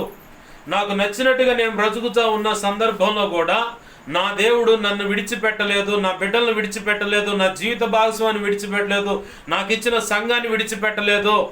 అన్ని కోణాల్లో నా దేవుడు ఎటు నుంచి ఏ రూపాయి వచ్చిందో తెలీదు. ఈఎంఐలు కట్టాను, వడ్డీలు కట్టాను, నేను ఏమి పోషణ కూడా దేవుడే చూసుకున్నాడు. అయితే నిన్నటి దినాన అంటే 1వ తారీఖున వేరొక తల్లిగారికి కార్యం జరిగిందంట. నువ్వు మందిరం కట్టుకునే మాట అయితే నాకు చెప్పు, నేను ఎంతైనా కానీ నీకు స్పాన్సర్ చేస్తాను, మందిరం స్థలం కొనుక్కునే మాట అయితే వాళ్ళ జీవితాల్లో దేవుడు చేసిన కార్యాన్ని బట్టి బాగానే ఉంది. కానీ చివరికి 1వ తారీఖు రాగానే ఏమీ లేవు, పరిస్థితి అంతా వేరుగా ఉంది. ఈ ట్రిప్ వాళ్ళు అన్నారు, బెంగళూరులో మా అమ్మాయికి ఇట్లా వచ్చింది కాబట్టి జాబ్, నువ్వు అక్కడికే తీసుకెళ్ళి వదిలిపెట్టి రావాలి, కార్లో వెళ్ళాలి. కార్ డ్రైవర్ అతను. ఆ కార్ డ్రైవర్గా పోతున్న ఆ ట్రిప్ కాస్త క్యాన్సిల్ అయింది, ట్రైన్కి బుక్ చేశారు టిక్కెట్లని. పోషణ లేదు. విచిత్రం ఏంటంటే మొరపెడుతూ ఉంటే, ఏంది ప్రభు అని మొరపెడుతూ ఉంటే ఓ దైవజనుడు ఫోన్ చేసి, అన్నా మీరు ఎక్కడున్నారు ఏందని ఆడికి ఫోన్ చేస్తే, పలానా చోట ఉన్నాయంటే వచ్చి 25 కిలోలు రైస్ బ్యాగు ఇంట్లో పెట్టి ప్రార్థన చేయండి అని చెప్పని అంతే వెళ్ళిపోయినాడు. వేరొక దైవజనుడు, అన్నా దేవుడు నన్ను ప్రేరేపిస్తూ ఉన్నాడు, ఇదిగో ఒక 2000 రూపాయలు నీకు ఫోన్పే కొడుతున్నానని చెప్పని డబ్బులు కొట్టేసి ప్రార్థన చేయండి అన్న ఉంటానని చెప్పని వెళ్ళిపోయాడు. వాళ్ళ తమ్ముడు అసలు పొరపాటును కూడా మాట వినని వ్యవహారం.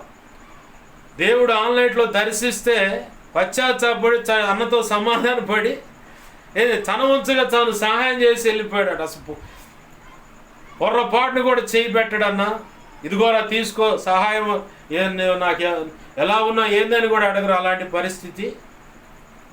అయితే ప్రభు నాతో మాట్లాడుతూ ఉన్నాడు, నేను ఇక కార్లకు డ్రైవర్గా పోను, ఏదన్నా దేవుడు చూపిస్తే జీవన సంబంధమైన ఉపాధి చూసుకుంటాను, నేను దేవుని పని చేయాలి. చాలా నిర్లక్ష్యపరిచాను ఇప్పటి వరకు, ఇదిగో నీకు పోనని చెప్పని ఈరోజు సాక్ష్యం ఇస్తా. ట్విస్ట్ ఏంటంటే పూర్తిగా దేవునికి సరెండర్ అవటానికి వేరే చోట ఆన్లైన్కి వెళ్ళాలి. ఆ కార్ డ్రైవర్గా నువ్వు రా అన్నారంట. నేను రానని తీర్మానం చేసుకున్నాను, నన్ను రమ్మంటారు ఏందని చెప్పానంట. నువ్వు చోలోతులే బండిలో కూర్చో అన్నారు. సరే అని కొంత లెక్క పోగానే చేబ్రోలు ఆ ప్రాంతంలో కొంత లెక్క పోగానే ఇక తోలేవాడు ఎవరో ఒకడు పొడుస్తాడని డౌట్ వచ్చి ఇక ఏం తీసుకొని బండి తోలటం మొదలుపెట్టినాడు. చేబ్రోలు నుంచి మన ఈ పేటకు రావడానికి ఆ సహోదరుడికి 1.5 గంట టైం. తెల్లవారుజామున మంచు బీభత్సంగా కురవటాన్ని బట్టి ఇంచుమించుగా 4 గంటలు పట్టిందట బండి తోలటానికి. అయితే ఈ మంచు కురుస్తున్న సమయంలో ఒక కారు రోడ్డు మీద ఆపి ఉంది. వీళ్ళు 20 కిలోమీటర్ల స్పీడ్లోనే వెళ్తూ ఉన్నారు. జస్ట్ ఎంత అంటే కరెక్ట్గా ఒక 3 అడవుల బండి సడన్ బ్రేక్ కొట్టాడు, లేకపోతే మొత్తానికి అయిపోయేది. అప్పుడు వెలిగింది నాకు బలుబు. దేవుడితో ఒక తీర్మానం చేసి ఇలా వచ్చాను, దేవునితో ఇలా తీర్మానం చేసి ఇలా వచ్చాను, వద్దన్న పనికి వచ్చాను కాబట్టే త్రుటిలో తప్పించాడు దేవుడు. ప్రమాదం అనేది త్రుటిలో తప్పించాడు. ఒక్క మూర ఎడమే, లేకపోతే బండి గుద్దేసేయాలంతే. ఎంతమందికి ఏమైందో తెలియదు.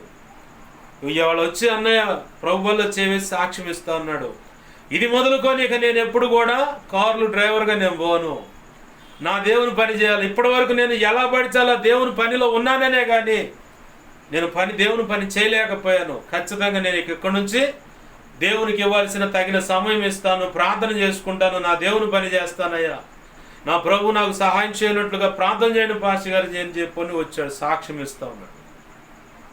ఇది ఒక సాక్ష్యం.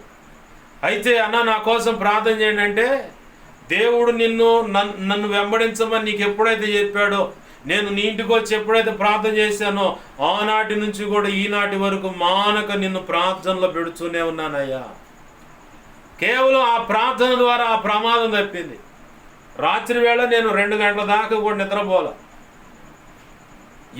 ఎవరు సమయం ఎప్పుడు ఎలా ఇదవుతుందో తెలీదు. నిద్ర అనేది పోల. నా కంటికి మీదకి నిద్ర వచ్చేదాకా నిద్రపోకుండా అంతే ప్రార్థన చేస్తానే కూర్చున్నా. నీ వెనకాలండి దైవజనుడు ప్రార్థన చేస్తానే ఉంటాడు. ఎందుకు? తన ఆధ్యాత్మిక జీవితాన్ని కాపాడుకోవటానికి.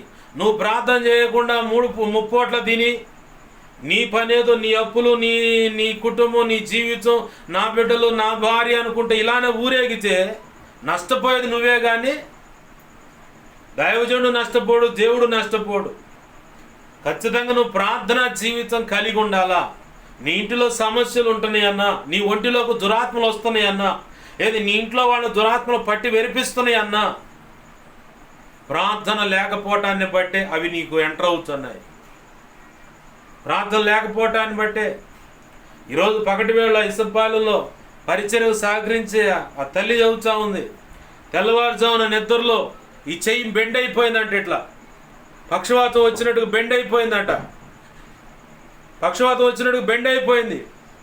బెండ్ అయిపోతే ప్రభు ప్రభు ప్రభు అనుకుంటే చిన్నగా చెయ్యి మెలదిప్పుకుందట. మెలదిప్పుకొని సరి చేసుకొని శుభ్రంగా ఈ ప్రార్థన చేసుకుంది. నా వంచుకి మీరు ఆమె సహకారిగా ఉంది కాబట్టి అక్కడ పరిచర్యకి ఆమె కోసం ప్రార్థన చేస్తానే ఉన్నాను. ప్రభు కృపను బట్టి ఆ ఉపద్రవం నుంచి తప్పించబడింది. మా అక్క అయితే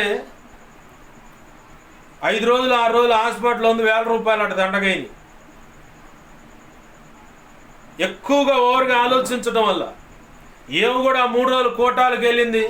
ఏది సతనపల్లిలో థామసయ్య గారు పెట్టారు దహించగ్ని మినిస్ట్రీస్ వాడు. ఆ కోటాలో దేవుడేం మాట్లాడాడో బాగా ఓవర్గా టెన్షన్గా ఆలోచిస్తా రాత్రి వేళ ఆన్లైన్ కంటే వద్దులే పాష్ గారు అన్నాను. నాకు తర్వాత అర్థమైంది పాష్ గారు, నేను వద్దన్నందుకు ఇదిగో ఇంత ప్రమాదం నా చెయ్యి పక్షవాతంగా వచ్చేసింది. చివరికి దేవుని కృపను బట్టి ఏ మెడిసిన్ వాడకుండా చెయ్యి ఇట్లా లాక్కుంటే సరిగా వచ్చింది పాష్ గారు. కారణం ప్రార్థన. ఏ వ్యాధి అయినా పోవాలన్నా, ఏ ఉపద్రవం నీ మీదకి రాకుండా తప్పిపోవాలన్నా ప్రార్థన. ఈ దానియేలు భక్తుడు కూడా తన మీద ఉపద్రవం వచ్చింది, సింహాల బోన్లో పడేశారు. ఆయన చేసిన పని ఏంటంటే దేవుణ్ణి ప్రశ్నించలేదు. దేవుని సన్నిధిలో నాకు ఇదే దేవుని సన్నిధి అనుకున్నాడు, మోకాళ్ళు వేసాడు. సింహాల బోన్లోనే మోకాళ్ళు వేసాడు. మోకాళ్ళు వేయటం ఆలస్యం. ఏమన్నా సింహాలన్నీ ఇక ఆయన ఎదుటి కూడా సాగిలు పడతాం మొదలు. సైలెంట్గా కుక్క పిల్ల కనుక ఇట్రా ఇక్కడ కూర్చోనగా ఎట్ట కూర్చోడదు అలాగ కూర్చొని మొత్తం కూర్చొని ఏం చేయలేదు, సైలెంట్గా. కారణం ఏంటంటే దానియేలు మోకరించడంతోనే ఎనహమాల దేవుడు వచ్చి నిలబడ్డాడు. ఆమేన్, హల్లెలూయా, హల్లెలూయా. బైబిల్ గ్రంథంలో మోకరించంగానే దేవుని సన్నిధి కదిలినటువంటి భక్తులు, పరలోకం చెరవబడినటువంటి భక్తులు ఇద్దరు ఉన్నారు. ఇద్దరు రాళ్లతో కొట్టబడుచున్నప్పుడు స్తెఫను మోకరిస్తే పరలోకం చెరవబడింది, దేవుడు కదిలాడు. సింహాల బోన్లో కానీ లేదా ఒక విషయంలో నిశ్చేత కలిగి మోకరించినప్పుడు దానియేలు విషయంలో కూడా దేవుడు కదిలాడు. ఆమేన్, హల్లెలూయా. దేవుడు కదిలాడు.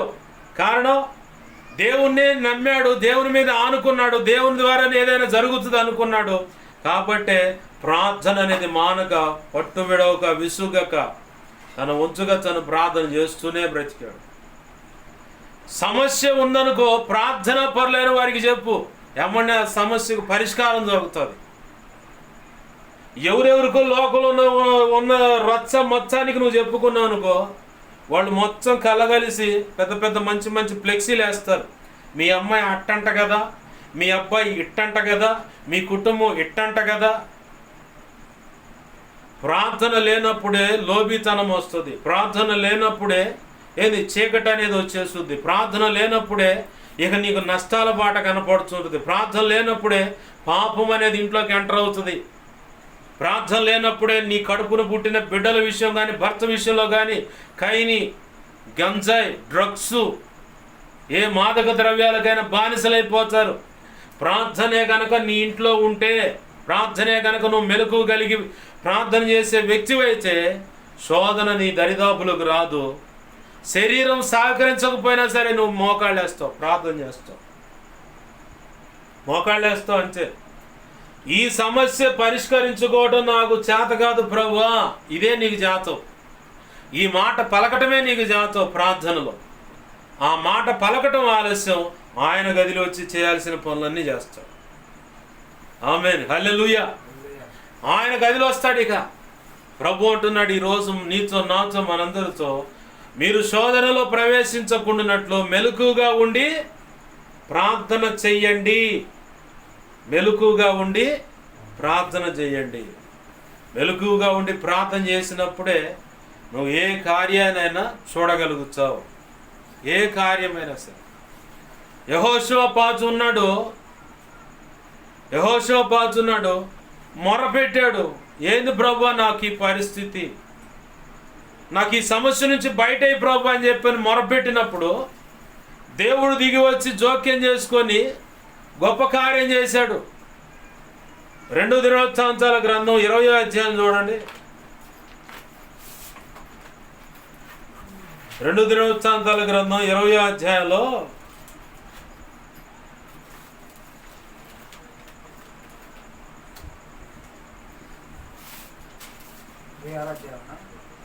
ఇరవయో అధ్యాయం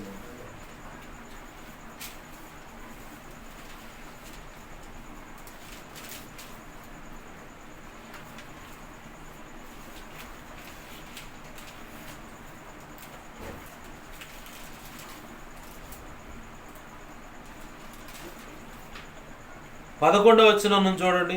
మేము స్వతంత్రించుకొనవలెనని నీవు మాకిచ్చిన ఈ స్వాస్థ్యములో నుండి మమ్మను తోలివేయుటకై వారు బయలుదేరి వచ్చి మాకెట్టి ప్రత్యుపకారము చేయుచున్నారో దృష్టించుము మా దేవా, నీవు వారికి తీర్పు తీర్చవా? మా మీదికి వచ్చు ఈ గొప్ప సైన్యముతో యుద్ధము చేయుటకు మాకు శక్తి చాలదు. ఏమి చేయుటకు మాకు తోచదు.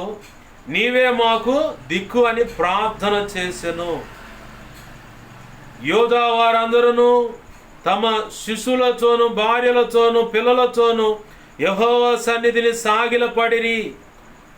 అప్పుడు మతన్యాకు పుట్టిన యెహీయేలు కుమారుడైన బెనాయాకు జననమైన జకరియా కుమారుడగు ఆశాపు సంతతి వాడును లేవీయుడగు యహజీయేలు సమాజములో ఉండెను.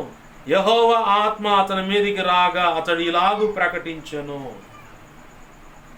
ఇక్కడ సమస్యలో ఉన్న వాళ్ళు ఎవరయ్యా అంటే 5వ వచనం చూస్తే యెహోషువపాతు యెహోవా మందిరంలో అనే మాట రాయబడి ఉంది. ఎవరంటే ఆయన యెహోషువపాతు అనే రాజు. యుద్ధం చేయడానికి కొంతమంది వచ్చారు. అయితే మాకు శక్తి చాలదని చెప్పని కుటుంబ సమేతంగా సాగిలు పడ్డారు దేవుని సన్నిధిలో. సాగిలు పడితే 20వ వచనం కాడికి రాగానే ప్రభు 15వ వచనంలో వచ్చేసరికి జకరియా అనే ఆయన మీదకి యెహోవా ఆత్మ దిగిరాగా అతడు ఇలాగూ ప్రకటించానని చెప్పి అక్కడ రాయబడింది. మిగతాది దేవుడు ఏమేం చేయబోతున్నాడు అన్ని సంగతులు మిగతా 15 నుంచి 19 వచనాలు చొప్పు అక్కడ వరకు రాసి 20వ వచనంలో అంటాడు, మీ దేవుడైన యెహోవాను నమ్ముకొనుడి, అప్పుడు మీరు స్థిరపరచబడుదురు. ఆయన ప్రవక్తలను నమ్ముకొనుడి, అప్పుడు మీరు కృతార్థులగుదురని చెప్పాను. అంటే దేవుని నమ్ముకోవాలా, దేవుని పక్షంగా నిలబడ్డ ప్రవక్తలు అన్నా కాడ ఒక జాబితా ఉంది. అంటే ప్రవక్త అంటే డైరెక్ట్ ప్రవక్తే కాదు, దేవుని ఆత్మచేత నింపబడి దేవుడు చెప్పినట్టు అడుగులు వేస్తున్నటువంటి దైవజనులు ఎవరినైనా నువ్వు పట్టుకోవచ్చు. వాళ్ళల్లో ఈ కేటగిరీలు ఉన్నాయి. పౌలు పేతురు వలె అన్ని జనుల మధ్య పౌలు పేతురు వలె అపోస్తులత్వం చేస్తున్న అపోస్తులు, ప్రవక్తలు, సువార్తికులు, సంఘ కాపురులు, బోధకులు, ఉపదేశకులు. ఈ జాబితా మొత్తం ఈ ప్రవక్తలు అన్న కాడ పెట్టుకోవచ్చు. అచ్చంగా డైరెక్ట్గా ఈయన ప్రవక్త అని చెప్తున్నాడు కాబట్టి, లేదా కొంతమంది చెబుతున్నారు కాబట్టి ఈయన నమ్ముకోవాలేమని మొండిగా మూర్ఖంగా విమర్శించడానికి బరితెగించవద్దు. డైరెక్ట్గా చెబుతాను నేనైతే.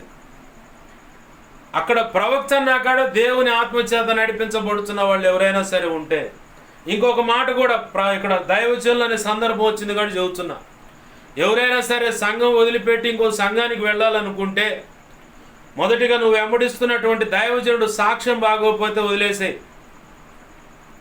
అతను నీకు చెబుతా ఇంకొక అక్రమ సంబంధంలో బ్రతుకుతూ ఉంటే ఆ దైవజనుడిని వెంబడించొద్దు, సాక్ష్యం కోల్పోయాడు కాబట్టి. రెండవది, అతను నోట నుంచి వస్తున్నటువంటి వాక్యము దుర్బోధ అయితే, పద్ధతులు సరిగా లేకపోతే వదిలేసేయి. ఈ 2 కారణాలే. లేదా నిన్నేదైనా తప్పుదా మార్గంలో నడిపించాలని చూస్తుంటే వదిలేసి. సత్యం అనేది తన నోట ఉంటే, దైవ చిత్త ప్రకారం ఆ దైవజుడు నడిపిస్తున్నట్లయితే, ఆత్మ నడిపింపు కలిగి ఉన్నవాడైతే, దేవుని వాక్ అతను నోట ఉన్నదని గమనించినట్లయితే నువ్వు ఆ వ్యక్తిని, ఆ దైవజుడిని, ఆ సంఘాన్ని నువ్వు ఫాలో అవ్వచ్చు. సేవకుడైన సాక్ష్యాన్ని పోగొట్టుకుంటే ఇక ఆ దైవజుడు నువ్వు ఆ మాట వినాల్సిన పని లేదు. కొంతమంది ఏం చేస్తారంటే మహామేధావులు సేవకుని పక్కన పెట్టి సేవకుని కుటుంబాలు వాళ్ళ మధ్యలో ఉన్నట్టు లోతుపాట్లు, రంధ్రాన్వేషణ అనమాట. వాళ్ళ కంచలు ఎన్ని ఉన్నాయి, వాళ్ళ జీవితాల్లో వాళ్ళల్లో ఏ లోపాలు ఉన్నాయని అయ్యెతుకుతూ ఉంటారు. వాళ్ళు సువార్త చెబుతున్నారా, వాళ్ళు ప్రభు వల్ల ఇస్తున్నారా, లేకపోతే దైవజనుడు ఇస్తున్నారా? నీకు దైవజనుడు ముఖ్యం. దైవజనుడు నోటి నుంచి వస్తున్న దేవుని వాక్కు ముఖ్యం. దైవజనుడు సాక్ష్యం కరెక్ట్గా ఉందా లేదని ముఖ్యం. దైవజనుడు దుర్బోధ చేస్తున్నాడా? క్రీస్తేసే మూలరాయి ఉండే అపోస్తులు ప్రవక్తలు స్థిరపరిచిన పునాది మీద హెబ్రీ పత్రిక 6:1-2 ప్రకారం సప్త సిద్ధాంతాలకు అనుగుణమైన ఆరోగ్యకరమైన సర్వసంపూర్ణ సత్య సంబంధమైన హితబోధ నీకు వస్తుందా లేదా అది గమనించు. అది గమనించగలిగే పరిపక్వత నాకు ఇవ్వు ప్రభు అని కూడా దేవుణ్ణి ప్రార్థించు. అప్పుడు ఖచ్చితంగా దాన్ని పట్టుకోగలుగుతాం. ఇది లేనప్పుడు గుంపులో గొర్రెల ఎదుగు వదులు లేకుండా ఇక ఆడేపడి ఉంటుంది. ఇక పరిస్థితి ఇంక చేయగలిగేది. ఈ సందర్భంలోకి ఎందుకు వచ్చి ఇలా మాట్లాడుతున్నాడు ప్రభు అంటే, దైవజనులు ప్రవక్తలు నమ్ముకోమన్నాడు, దేవుడు నమ్ముకోమన్నాడు. అయితే అక్కడ రాజు చేసిన పని ఏంటంటే, తన చుట్టూ ఉన్న సమస్యను బట్టి హిజ్కియా కూడా సెనహరీబ్ అనే రాజు వచ్చి రంకెలేస్తుంటే దేవుని మొదటిగా తన సొంత ప్రయత్నం చేశాడు. తర్వాత అర్థమైంది నా ప్రయత్నాలన్నీ అంత నష్టమే, అయితే దేవునికి అప్పచెబుతామని చెప్పని వాళ్ళు రాసి ఇచ్చిన చీటీ తీసుకెళ్ళి హిజ్కియా దేవాలయంలో పరిచి, అంటే దాన్ని ఇప్పుడు మనం అర్థం చేసుకోవాల్సిన విషయం ఏంటంటే, నీ సమస్య ఏదైతుందో అది దేవుని ఎదుట ఏ కరువు పెట్టడం అంటే వరుస పేర్చి ప్రభు ఇది నా పరిస్థితి, ప్రభు ఇలా ఉంది ఇలా ఉంది ఇలా ఉందని చెప్పుకోవటం. అలా ప్రార్థన చేసినప్పుడు కదలాల్సిన ఆయన కదులుతాడు. ఇక్కడ హిజ్కియా విషయంలో అయినా యెహోషాపాతు విషయంలో అయినా దేవుడు కదిలి జోక్యం చేసుకొని చేసిన పని ఏంటంటే, ఈ 2వ దినవృత్తాంతాలు 20-23 గమనిస్తే అక్కడ ఎవరైతే యెహోషాపాతు ఇజ్రాయెల్ ప్రజలను ఏదో చేద్దామని వచ్చారో ఇక వాళ్ళు కొట్టుకోవటం, వాళ్ళు ఒకళ్ళు కత్తి తీసుకొని ఒకళ్ళు పొడుచుకొని చచ్చారట. హిజ్కియా దగ్గరకు వచ్చేసరికి సెనహరీబు రాజు విషయంలో అక్కడ ప్రభు అంటాడు, నీ మీద వేసిన రంకెలు నేను విన్నాను, అవి నా చెవుల్లోకి చొచ్చాయి, వాళ్ళ ముక్కుకి నా గాలం తగిలిస్తాను, వాళ్ళ నోటికి కళ్ళెం పెడతాను, వచ్చిన దాన్ని ఎనికి మళ్ళిస్తాను అన్నాడు. ఆ రాత్రే 2వ రాజుల గ్రంథంలో ఉంటుంది ఆ మాట 19వ అధ్యాయంలో. ఆ రాత్రే యెహోవా సన్నిధి నుంచి ఒక దేవదూత దిగి వచ్చి 185,000 మంది ఏమో మొత్తాన్ని వయం చేసి పడేశాడు. ఎవరు లేరు, మొత్తాన్ని చంపేశాడు దేవుడు.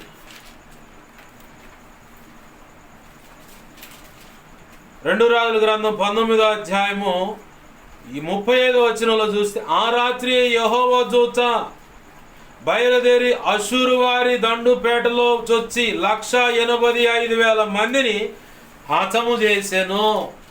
దేవునికి మహిమ కలుగును గాక. హల్లెలూయా.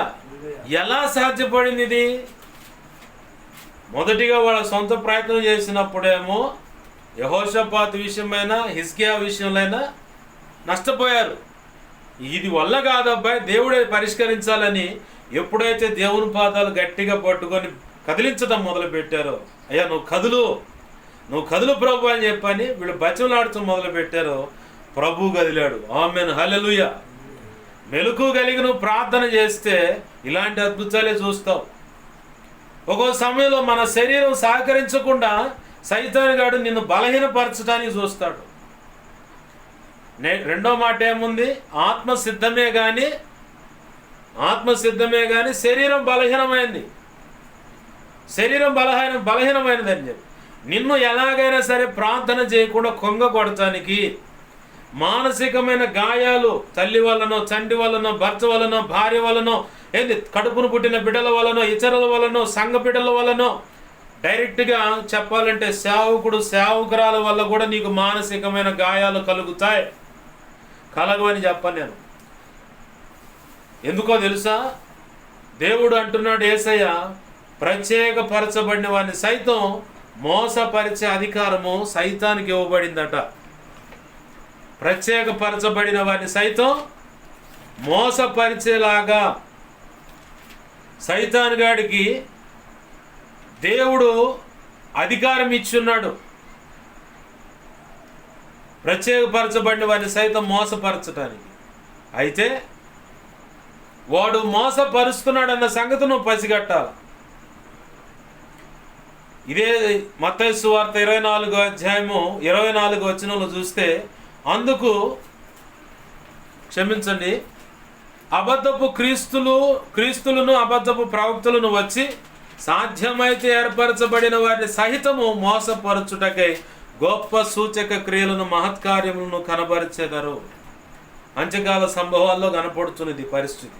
అయితే ఇక్కడ ప్రత్యేకపరచబడిన వారిని సైతం మోసపరిచే అధికారం అబద్ధ క్రీస్తులు, అబద్ధ ప్రవక్తులు, ఈ జాబితా ఎవరిది? సైతాను గాడి వారసులు వీళ్ళంతా. వాడి చేత వెరిపించబడుతూ వస్తున్నవాళ్ళు. ఆ మధ్యకాలంలో ఒక తల్లి హైదరాబాద్లోనే ఎక్కడో, నేనే యేసు ప్రభు అని నాకు మొక్కండి అంటుంది ఆ తల్లి. నేనే యేసు ప్రభు అని నాకు మొక్కండి అని చెప్పని ఇక ఎదురు కూర్చొని భజన చేసే బ్యాచ్ కూడా ఉన్నారు. ఓ చిన్న షార్ట్ వీడియో ఫేస్బుక్లో పెట్టారు. అబద్ధపు ప్రవక్త, ఇక సైతాను గాడి ఆత్మచేత వెరిపించబడ్డవాళ్ళు. ఆ మధ్యకాలంలో ఓఫిరాయ్ గారి ఒక మాట చెబుతూ ఉంటే నేను విన్నా. అమెరికాలో ఆయనకు తెలిసిన చుట్టాల్లోనే, దగ్గర బంధువుల్లో ఒక యవనస్తురాలు రాత్రి అయితే పప్పుకెళ్ళి ఇష్టానురాజ్యంగా బ్రతుకుతూ ఉంది. ఇంటికి రాగానే నేను యేసుని అంటుందంట. ఎవరు? నేను యేసుని అంటుందంట. ఇదేంది ప్రభువా, రాత్రి పప్పుకెళ్ళి దాని ఇష్టం వచ్చినట్టు బ్రతుకుతుంది, ఇంటికి రాగానే నేను యేసుని అంటుంది నార్మల్గా ఉండి. ఆమెకి, తల్లికి, ఆ కుటుంబ సభ్యులకి అర్థం కాక ఈ దైవజనుడు కబురు పెట్టారు. ప్రత్యేకంగా టికెట్ పెట్టుకొని మరి అమెరికా దేశం పోయారు. ఆడకు పోయి ప్రార్థన చేస్తూ ఉంటే, ఏంది ప్రభు అసలు ఈ అమ్మాయి పరిస్థితి ఏంటంటే, ఉందగా ఎదురుగా అడుగా అన్నంట. ఏందమ్మా ఏం పేరు నీ పేరు అంటే, నేను యేసుని అంటుందంట. ఏం యేసు ప్రభు, ఏంది అయ్యా యేసు అంటే ఏ యేసు అంటున్నాడు? యేసునే అంటుందంట. పడిపోయినటువంటి అపవాది సంబంధిత వాటితో స్నేహం కలిపి చక్కగా వాడు చెప్పినట్టు నడిచేటువంటి పడిపోయిన దోతలో ఒకదాని పేరు యేసు అట. నువ్వు ఏ యేసు అంటే యేసునే అంటుందట. అవునమ్మా ఏ యేసు అంటే, నజరేయుడకు యేసు అంటే యేసు, ఆ యేసు కాదు నేను యేసుని అంటుందా. అంటే దురాత్మ బట్టి ఆమెను బలహీనపరుస్తూ ఉంది. చివరికి దైవజనుడి నుండి ప్రార్థన చేస్తే శుభ్రంగా ఆ యేసని తోసివేయబడ్డటువంటి పడిపోయినటువంటి ఆ దేవదూత ఆమెను వదిలేసి పారిపోయింది. దేవునికి మహిమ కలుగును గాక. హల్లెలూయా. కొంతమంది అబద్ధాలుగా వస్తూ ఉంటారు. అయితే ఇక్కడ ఒక విలువైన మాట ఉంది, ఏర్పరచబడిన వారిని సైతం సాధ్యమైతే దారి తప్పించడానికి. ఏర్పరచబడిన వారు ఇప్పుడు చెప్పుకోవాలంటే ఒక విశ్వాసిగా, ఒక పరిచారకుడుగా, ఒక సంఘపెద్దగా, లేదంటే ఒక సేవకుడు లేదా సేవకురాలుగా.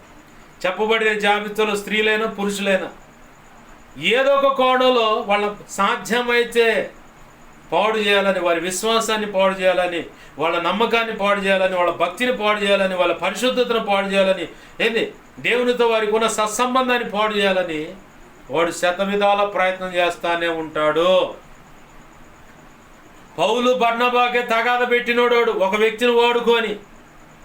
బర్నబాకు దగ్గర బంధువు మార్కు. ఆ మార్కును బట్టి బర్నబా పౌలు విడిపోయారు. ఆ సందర్భంలోనే పౌలు శీలలు జత కట్టబడ్డారు. తిరిగి సంఘాన్ని బలపరచడానికి వెళ్ళారు. ఈ బర్నబా మార్కు కలిసి ఒక దారిని పడిపోతే బర్నబా ఎడిపోయాడో తెలియదు. వాస్తవానికి ఈ సౌలు మారినవాడు పౌలుగా అయ్యాడు అని చెప్పని సంఘాన్ని పరిచయం చేసినవాడు బర్నబా. గొప్ప ధనికుడు, తనకున్న రూపాయి మొత్తం దేవునికి ఖర్చు పెడతానికి నడుం బిగించినవాడు, అలాగూ ఖర్చు చేసినవాడు. ఓ సందర్భంలో రంగానే దగ్గర బంధువు ఉన్న బంధాలు మొత్తం తెంచేశాడు. బర్నబా ఏమో చరిత్రహీనుడిగా వెళ్ళిపోయాడు. పౌలు శీలలేమో చరిత్రకు ఎక్కారు. ఈ మార్క్ అనేవాడి దగ్గర సమాధానం పోయిందిగా. వీడు అడిదిరిగి చివరికి పౌలు దగ్గరికి వచ్చి పరిచారకుడిగా చేరాడు. ఒక దైవజనుడిగా మారిపోయాడు. దేవునికి మహిమ కలుగునుగా. హల్లెలూయా. ఎలా ప్రత్యేకపరచబడిన అక్కడ వాళ్ళు చెడగొట్టాడు. ఈరోజు సేవకురాండ్లైనా నేను భక్తిలో బాగున్నానన్నా జాగ్రత్త మెలకు కలిగి, ఆధ్యాత్మిక చురుకు కలిగి, నాతో మాట్లాడుతున్న స్వరం దేవునిదేనా, నేను నడిపించబడుతున్న ఆత్మ దేవుని ఆత్మయేనా, దేవుణ్ణి అడగాల. వెలుగు జోత వేషం వేసుకొని వచ్చాడంట సైతాన్ గాడు. బ్రహ్మపరిచే ఆత్మలు ఉన్నాయి, ఉద్రేకపరిచే ఆత్మలు ఉన్నాయి, అసత్యాన్ని సత్యమని నమ్మించే ఆత్మలు ఉన్నాయి. కళలో నిద్రలో దర్శనాల్లో మనల్ని అపవిత్రపరచాలని నిద్రపోతామంటే కళలో వేరొక స్త్రీతోనో వేరొక పురుషుడితోనో నువ్వు శారీరకంగా సెక్సువల్గా కలుస్తున్నట్టుగా ఆ కళలు చూపించి నిన్ను అపవిత్రపరుస్తాడోడు. వేరొక కళలో నిద్ర దర్శనాల్లో ఆహారం పెడుతున్నట్టుగా చూపిస్తాడు. అంటే అది కారణం ఏంటంటే నిన్ను పక్కాగా ప్లాన్ చేసాడు. శరీర సంబంధమైన మనసులోకి లాక్కొని వెళ్ళి శరీర సుఖాపేక్షతో రేపి చివరికి అట్లా శరీర సుఖము సౌఖ్యం కోసమే నువ్వు పరితపిస్తావు. కానీ ప్రార్థన చేద్దాం, పరిశుద్ధాత్మ అనుభవాన్ని కోరుకుందాం, ఆయన నడిపింపులో సాగుదాం, వాక్యం చదువుకుందాం. ఈ మనసు ఇక నీకు రాదు. నీకు ఒక దైవజనుడు కూర్చోబెట్టి ఆహారం పెడుతున్నట్టు కళ్ళు చూపించాడా? ఆధ్యాత్మిక ఆహారం నీకు పెడుతున్నాడు దేవుడని కూర్చోబెట్టుకో. అలాగూ కాకుండా లోకస్తులు ఎవరైనా, అమ్మాయినా నానైనా సచ్చినోడు ఎవడైనా సరే నీకు కనపడేదో పెడుతున్నారు, అమ్మో దేవుడే వచ్చి పెట్టాడంటే నువ్వు చచ్చావే. అంటే చచ్చినంత ప్రమాదం అనమాట అది. వెంటనే ఉపవాసం వేసుకొని ప్రభువా ఈ కీడు తొలగించు, దాని ప్రభావాన్ని తొలగించు, నన్ను నువ్వు అనుకున్న మార్గంలో నడిపించని ప్రభు పాదాలు పట్టుకోవాలి. లేదంటే మాత్రం తేడా పడతారు. ఎవడు బాగు చేయలేడు. వాళ్ళు ఉద్రేకపరిచి ఆవేశపరిచి ఇలా ఉంటాయి. నిన్ను గొప్పగా చెప్పుకోవాలి అందరూ అని చెప్పుకునే ఆత్మలు ఉంటాయి. బ్రహ్మపరిచే ఆత్మలు, నేత్రాశ, శరీరాశ, లోక ఇక జీవోపుటమ్ము అంటే నన్ను గొప్పగా చెప్పుకోవాలి నేను చేసిన దాన్ని బట్టి. నేత్రాశ అంటే ఇక చూపులతోనే అన్నీ జరిగిపోతూ ఉంటాయి. ఏంటి? ధనాపేక్ష, మోసకరమైన వ్యాధి, విగ్రహారాధన, ఒకరిని ప్రేమించడం ఇక అదే పనిగా ఇట్లా రకరకాలుగా లాక్కొని పోతూ ఉంటాడు సైతానుగా. జాగ్రత్త పడాలి. ప్రత్యేకపరచబడిన సైతం మోసపరుస్తాడు. ఎందుకు ఈ మాట గుర్తు చేస్తున్నా అంటే దైవజనురాలైన సంఘ పెద్దల్లో అయినా విశ్వాసుల పరిచారకులైనా ఎవరో ఒకరు నీకు లోతుల్లో గాయం కలిగి చేసే మాటల ద్వారా నిన్ను మానసికంగా తృణీకరించటము, ఎడం పెడటము, అసహ్యంగా చూడటము, హేళన చేయటము, ఏదో ఒక కోణం నీ మనసుకు లోతుగా గాయమయ్యే పని జరుగుద్ది. ఆ కారణాన్ని బట్టి విసిగిపోయి భక్తిని వదిలిపెట్టొద్దు. ఎవరు ఏడన్నా ఊరేగండ్రా అని చెప్పని ఇదిలించుకోవటం, మోకాళ్ళు వేయటం, దేవుని నీ భక్తి ఏదో నువ్వు చేసుకోవటం. అలాగే ఎన్నో లోలోచైన గాయాలు నా హృదయానికి కలిగేలాగా వాడు సైతాను గడు ప్రయత్నం చేశాడు, చీకటిలో ప్రయత్నం చేసి అయినా సరే ఇదిలించుకొని పోయి దేవుని సన్నిధిలో మోకాళ్ళ మీద పడి, నా ప్రభువా ఇదిగో నేను వచ్చాను, ఈరోజు నువ్వు ఎంత ప్రార్థన చేయించుకోవాలనుకున్నావు జరిగించు, ఎంతసేపు మోకాళ్ళ మీద నిలబెట్టాలో అంతసేపు మోకాళ్ళ మీద నిలబెట్టు, ప్రార్థన చేయించు.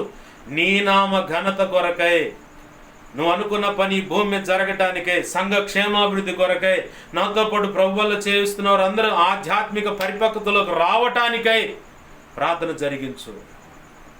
ఉపవాస ప్రార్థన కూడా అంతే. ఆన్లైన్లో ఒకవేళ రేచి నిద్రపోకుండా ప్రార్థన చేసిన ఆ ప్రార్థనలే ఉంటాయి.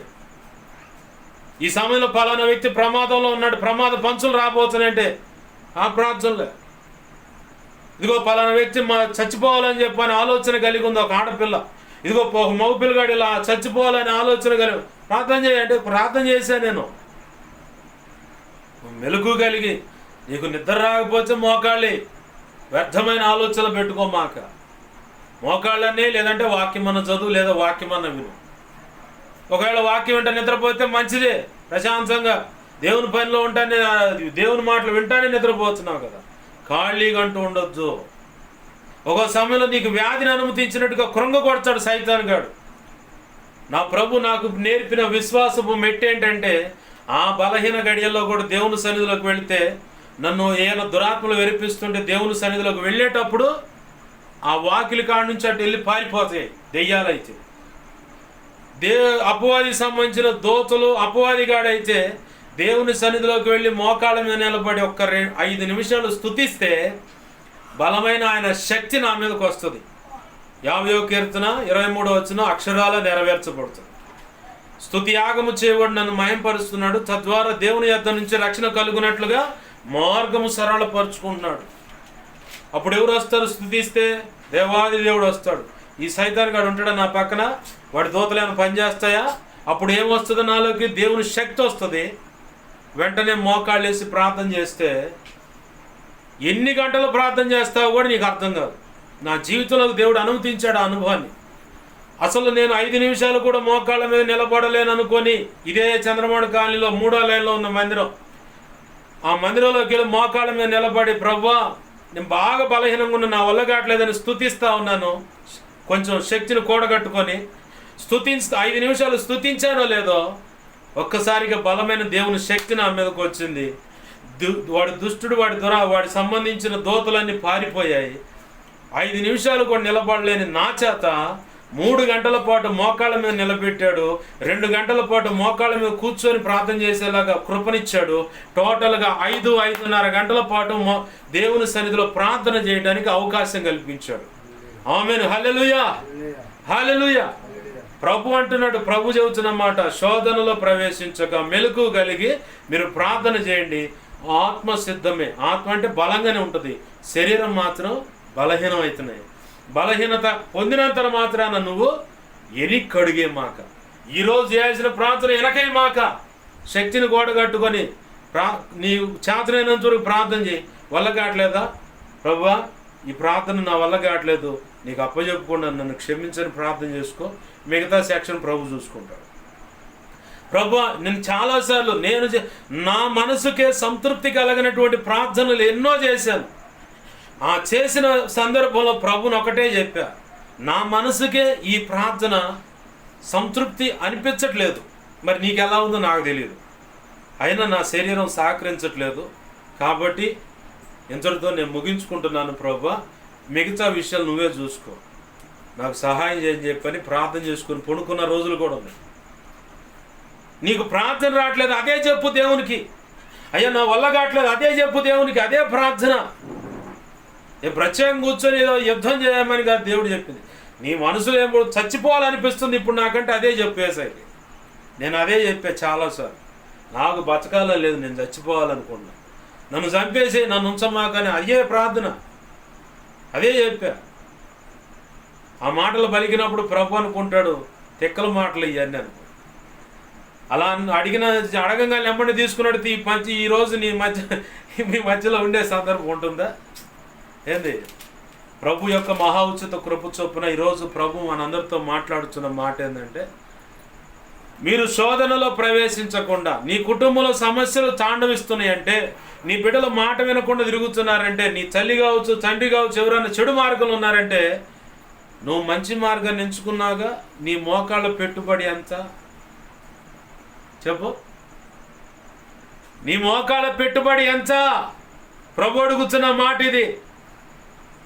నేను సన్మార్గంలో నడవాలని నిర్ణయించుకొని నడుము బిగించా. దేవుని దృష్టికి మంచివాడై దైవభక్తి చేయాలని చెప్పి నడుము బిగించిన వాడికి శ్రమలు కలుగుతాయని ఉంది లేఖనంలో. అయినంత మాత్రాన్ని వెనక్కి తగ్గుతామా? ప్రభు కృప మీద ఆధారపడి ముందుకు సాగుతాం. ప్రభు ఈరోజు అంటున్నాడు, నువ్వు మంచిగా బ్రతకాలనుకుంటున్నావు, దేవుని దృష్టిలో నీతిగా యథార్థంగా బ్రతకాలనుకుంటున్నావు. నువ్వు బ్రతికిన దాన్ని బట్టి నీ బిడ్డలు కూడా, నీ భార్య కూడా, నీ భర్త కూడా, నీ తల్లి కూడా, నీ తండ్రి కూడా, నీ అత్త అయినా, నీ మామ అయినా, లేదంటే నీ అల్లుడైనా, నీ కోడలైనా, నీ మనవ సంతానమైనా, నీకు ఇవ్వబడిన సంఘ బిడ్డలైనా మంచిగా బ్రతకాలనుకుంటున్నావు. దానికి తగ్గట్టుగా నీ మోకాళ్ళ పెట్టుబడి ఎంత? నేను చెబుతా, మా తాతయ్య కానీ మా నాన్న వాళ్ళ వల్ల కానీ మా ఇల్లు, మా వంశం, మా కుటుంబం శపించబడింది. ఆ శాపం మా ఇంటి మీదకి వచ్చు, మా వాళ్ళకు వచ్చు. ఆ శాపం విరిగిపోవాలంటే నేను నడుము బిగించాలి. కాబట్టి మోకాళ్ళు వేసాను. కన్నీరు గార్చిన రోజులు ఎన్నో, భయంకరమైన మోగవేదన సలిపిన రోజులు ఉన్నాయి. నా మోగవేదన దేవుడికి తెలుసు, ఆ గదులకు తెలుసు, ఆ కన్నీళ్లు రాలిన ఆ బండలకు తెలుసు, ఆ మందిరానికి, ఆ బలిపీఠానికి తెలుసు. ఎంతో వేదనతో ప్రభు పాదాలు పట్టుకొని ప్రార్థన చేశాను కాబట్టి నా ప్రభు ఒక నిత్య నిబంధన చేశాడు నాతో. భూమి అంతమయ్యే సమయం వరకు నీ వంశం, నీ కుటుంబం ఉంటుంది. నీ వంశంలో, నీ కుటుంబంలో ఉన్న వాళ్ళు నా సన్నిధిలో ఉండి నా సేవ చేస్తారు. అబ్బాయి, నీ భార్య విషయం, నీ బిడ్డల విషయం ఇలా ఉంటుంది. ఇది పరిస్థితి. ఏ విషయంలో ప్రభు జోక్యం చేసుకొని ఏదైనా కార్యం చేస్తున్నాడంటే కారణం ఏంటంటే ఆయన సన్నిధిలో నా మోకాళ్ళ పెట్టుబడి ఎంతో ఆయనకు మాత్రమే బాగా తెలుసు. హల్లెలూయా. ఆయన కృప ద్వారానే అది కూడా జరిగింది. ఈరోజు నీ భార్యలో మార్పు కావాలనుకుంటే, నీ తల్లిలో మార్పు కావాలను, నీ భర్తలో కానీ, తండ్రిలో కానీ, కడుపును పుట్టిన బిడ్డలో కానీ, మనవ సంచారంలో కానీ, అల్లుడు కోడల విషయంలో కానీ మార్పు, ఆశీర్వాదం, దైవ దీవెనలు సమృద్ధిగా కలగాలంటే, దేవుని చేత సకల ఐశ్వర్యాలతో కూడిన ఆశీర్వాదం పొందాలనుకుంటే, నీ మోకాళ్ళ పెట్టుబడి ఎంతో దాన్ని బట్టే నీకు ఆశీర్వాదం కలుగుద్ది. దాన్ని బట్టి పెను ఉపద్రవాలు కూడా తప్పించబడతాయి. దాన్ని బట్టి ఏ అధికారితో అయినా మాట్లాడతాడో, దాన్ని బట్టి ఎవరితో అయినా సరే అవతల వ్యక్తి కీడు చేయాలనుకుంటే వాడు ఆ కీడులోనే పడతాడు తప్ప ఆ కీడు నీ దరిదాపులకు కూడా రాదు. ఒకవేళ నీ తలుపు జడుతుందా, నీ ఇంటిలో కూడా వచ్చిందా కీడు, నువ్వే బలహీనుడిగా ఉన్నావు. నీతిగా యథార్థంగా నేను నమ్మకంగా బ్రతకాలి, నా కుటుంబానికి మంచి పేరు రావాలని చెప్పని పరితపిస్తా. దేవుని సన్నిధిలో నువ్వు కన్నీరు విడుస్తుంటే దానికి తగ్గట్టు కూడా మోకాళ్ళ పెట్టుబడి ఉండాలా. మోకాళ్ళ పెట్టుబడి లేకుండా ప్రభువా ప్రభువా ప్రభు అంటే ఊరుకో వేషధారి అంటాడు. ఊరుకో వేషధారి, నువ్వు నటిస్తున్నావు అంతే. వేషనైనా క్షమిస్తాను, సుంకర్నైతే క్షమిస్తాను, కానీ వేషధాన్ని నేను మాత్రం క్షమించను అన్నాడు ప్రభు. సుంకర్ని ఎందుకని కలిపానంటే, పరిసయ్యులు సద్దుకలు ధర్మశాస్త్రోపదేశకులతో దేవుడు మాట్లాడాడు అక్కడ మాట, వేశ్యలు సుంకర్లు ముందుగా మీకంటే ముందుగా పరలోకానికి చేరతారు, మీరు చేరటం కష్టం రప్పాడు. వేశ్యనైతే క్షమిస్తాను కానీ వేషధారిని క్షమించను. బయట ఒకలాగా, లోపల ఒకలాగా, ఇంట్లో ఒకలాగా, మందిరంలో ఒకలాగా, బజార్లో ఒకలాగా, ఇది వేషధారణ. వేశ్య కంటే ఘోరమైనటువంటి బ్రతుకులు రామి అని చెప్పని ప్రభు డైరెక్ట్గా తిట్టాడు వాళ్ళని. ఈరోజు నీతో నాతో కూడా మాట్లాడుతున్నాడు. నీవు శ్రేష్టమైన ఆశీర్వాదం కావాలి, నా కుటుంబం ఇంత గొప్పగా ఉండాలని ఆశపడుతున్నావు, బాగుంది. నీ మోకాళ్ళ పెట్టుబడి ఎంత చెప్పగల సామర్థ్యత ఉందా? ఆ దమ్ము నీకుంటే దేవుని పాదాలు పట్టుకొని ప్రార్థన చేయి. లేకపోతే నాకు ఆ మోకాళ్ళ పెట్టుబడి నాకు ఇవ్వు ప్రభు అని ప్రార్థన చేయి. ప్రభు ఖచ్చితంగా ఆ కృపనిస్తాడు. ప్రభు నీతోనే మాట్లాడుతున్నాడు. ప్రార్థన జీవితం కావాలి. ఇది అంత్యకాలము, అపాయకరమైన కాలాల్లో ఉన్నాం. ప్రార్థనా పరుడు కూడా నిలవటం కష్టమైనటువంటి కాలాలు. ఒకడు ప్రార్థన చేయాలంటే 100 మంది ఎనికిలాగుతారు ఆ వ్యక్తిని. స్త్రీనైనా, పురుషుడైనా, యవనస్తురాలైనా 100 మంది ఎనికిలాగుతారు ప్రార్థన చేయకుండా చెడగొడటానికి. అనేక రకాల ఇరుకుల ఇబ్బందులు, ప్రతికూలమైన పరిస్థితులు తీసుకొస్తారు. అయినా సరే ఎదిరించుకొని ఆడ నిలబడాలి.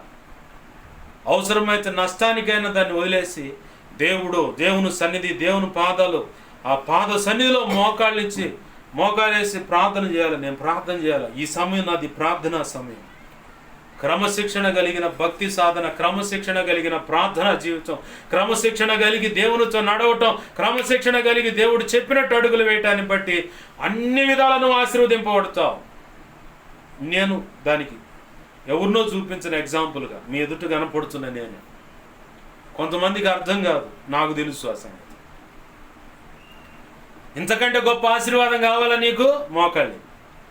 మోకాళ్ళ ప్రార్థన పెట్టుబడి పెట్టు, ఖచ్చితంగా ఆశీర్వాదం నువ్వు చూస్తావు. రోషంగా ఈరోజు 4 మాటలు విన్నా దాన్ని బట్టి 4 రోజులు ఇక ఏం లేదు ఎరగతీద్దా అని చెప్పాను. ఆ తర్వాత బతికినంత కాలం సప్పగా పడుకుంటే కాదు, చేస్తే రోషంగా తీర్మానం చేసి తీర్మానంలోకి రా. దేవుని పాదాలు పట్టుకో, ప్రార్థన చేయి, వదిలిపెట్టమాక. ప్రార్థన సాగకపోయినా ప్రత్యేకమైన సమయాన్ని ఏర్పాటు చేసుకొని ప్రార్థన చేయి. ఖచ్చితంగా నా ప్రభు కృపనిస్తాడు. ఆమేన్. హల్లెలూయా, హల్లెలూయా. రండి ప్రార్థన చేద్దాం. దేవుడు అడుగుతున్నాడు ఈరోజు, నీ మోకాళ్ళ పెట్టుబడి ఎంత? మీరు శోధనలో ప్రవేశించకుండా మెలకువ కలిగి ఉండి ప్రార్థన చేయండి అంటున్నాడు. ఆత్మ సిద్ధమే, ఆత్మ అయితే బలంగానే ఉంటుంది, శరీరం బలహీనం. దాన్ని లక్ష్య పెట్టమాక. దేవుని పాదాలే, దేవుని సన్నిధిలో, ఆయన పాద సన్నిధిలో మోకాళ్ళే ప్రార్థన చేద్దాం. నువ్వు ఆశపడిన దానికి తగ్గట్టుగా మోకాళ్ళ పెట్టుబడి కావాలి. నీ కుటుంబంలో విప్లవాత్మైన ఆశీర్వాదం చూడాలంటే, నీవు రేపబడుతున్నావు అంటే, నువ్వు కదిలించబడుతున్నావు అంటే, నీ హృదయం స్పందిస్తుందంటే నువ్వు మోకరించమని దేవుడు చెప్తున్నాడు ఇండైరెక్ట్గా. ఇప్పటి వరకు నీకు అర్థం కాకపోతే ఇక నుంచైనా మోకాళ్ళి. ఆశీర్వాదాన్ని నువ్వు కళ్ళారా చూస్తావు, దాన్ని అనుభవిస్తావు కూడా. ఇప్పటి వరకు నీచంగా ప్రతి ఒక్కళ్ళు మాట్లాడుండొచ్చు నీ గురించి, నీ కుటుంబీకుల గురించి, నీ కుటుంబం గురించి, నీ బిడ్డల గురించి, లేదా నీ తల్లిదండ్రుల గురించి, నీ తల్లి గురించి కానీ, నీ భార్య గురించి కానీ, నీ భర్త గురించి కానీ నీచంగా మాట్లాడుండొచ్చు. నీ మనవ సంతానం గురించి నీచంగా మాట్లాడుండొచ్చు. నువ్వు మోకాళ్ళ పెట్టుబడి పెట్టు. ఏ నాలుకైతే నీచంగా మాట్లాడిందో, ఏ నాలుకైతే, ఏ నోరైతే, ఏ నాలుకైతే నీ గురించి విచ్చలవిడిగా మాట్లాడిందో, అయ్యే నాలుక, అయ్యే నోర్లు మళ్ళీ నీ గురించి గొప్పగా మాట్లాడుతూ వింటావు, చూస్తావు. అది అక్షరాల ప్రభు కృపలో నెరవేర్చబడుతుంది. అయితే నువ్వు మోకాళ్ళ పెట్టుబడి పెట్టాలి. మోకాళ్ళ పెట్టుబడి పెట్టాలి అంటే ప్రార్థన చేయాలి. ప్రార్థన చేయాలి. ప్రభు పాదాలు పట్టుకొని ప్రార్థన చేద్దాం. ప్రేమగల మా కన్న తండ్రి యేసయ్యా, నీకు వందనాలు, కృతజ్ఞతాస్తుతులు మా తండ్రి. ఇంతవరకు నీ మహా ఉచిత కృప చొప్పున నాతో మాతో అందరితో నువ్వు మాట్లాడుతున్న విధానాన్ని బట్టి నీకు వందనాలు, కృతజ్ఞతాస్తుతులు చెల్లిస్తున్నాం మా ప్రభువా. నీ వాక్యాన్ని హెచ్చించుకుంటున్నా, నీ నామాన్ని ఘనపరుచుకుంటున్నాం. 2 తిమోతి 1:12 ప్రకారం నీ కృపా హస్తాలకు నన్ను, మమ్మల్ని అందరినీ ఎవరి విషయమై నేను లెక్క అప్పజెప్పవలసిందో, సంఘ బిడ్డల విషయమైనా, అయ్యా తోడబుట్టిన వారు, కుటుంబ సభ్యులు, తల్లిదండ్రుల విషయంలో అయినా, బంధువుల విషయం, ఎవరి విషయంలో నేను లెక్క అప్పజెప్పవలసిన వారందరినీ నీ చేతులకు అప్పజెపుతున్నాను. ప్రభువా, నీ కార్యములు జరిగించండి.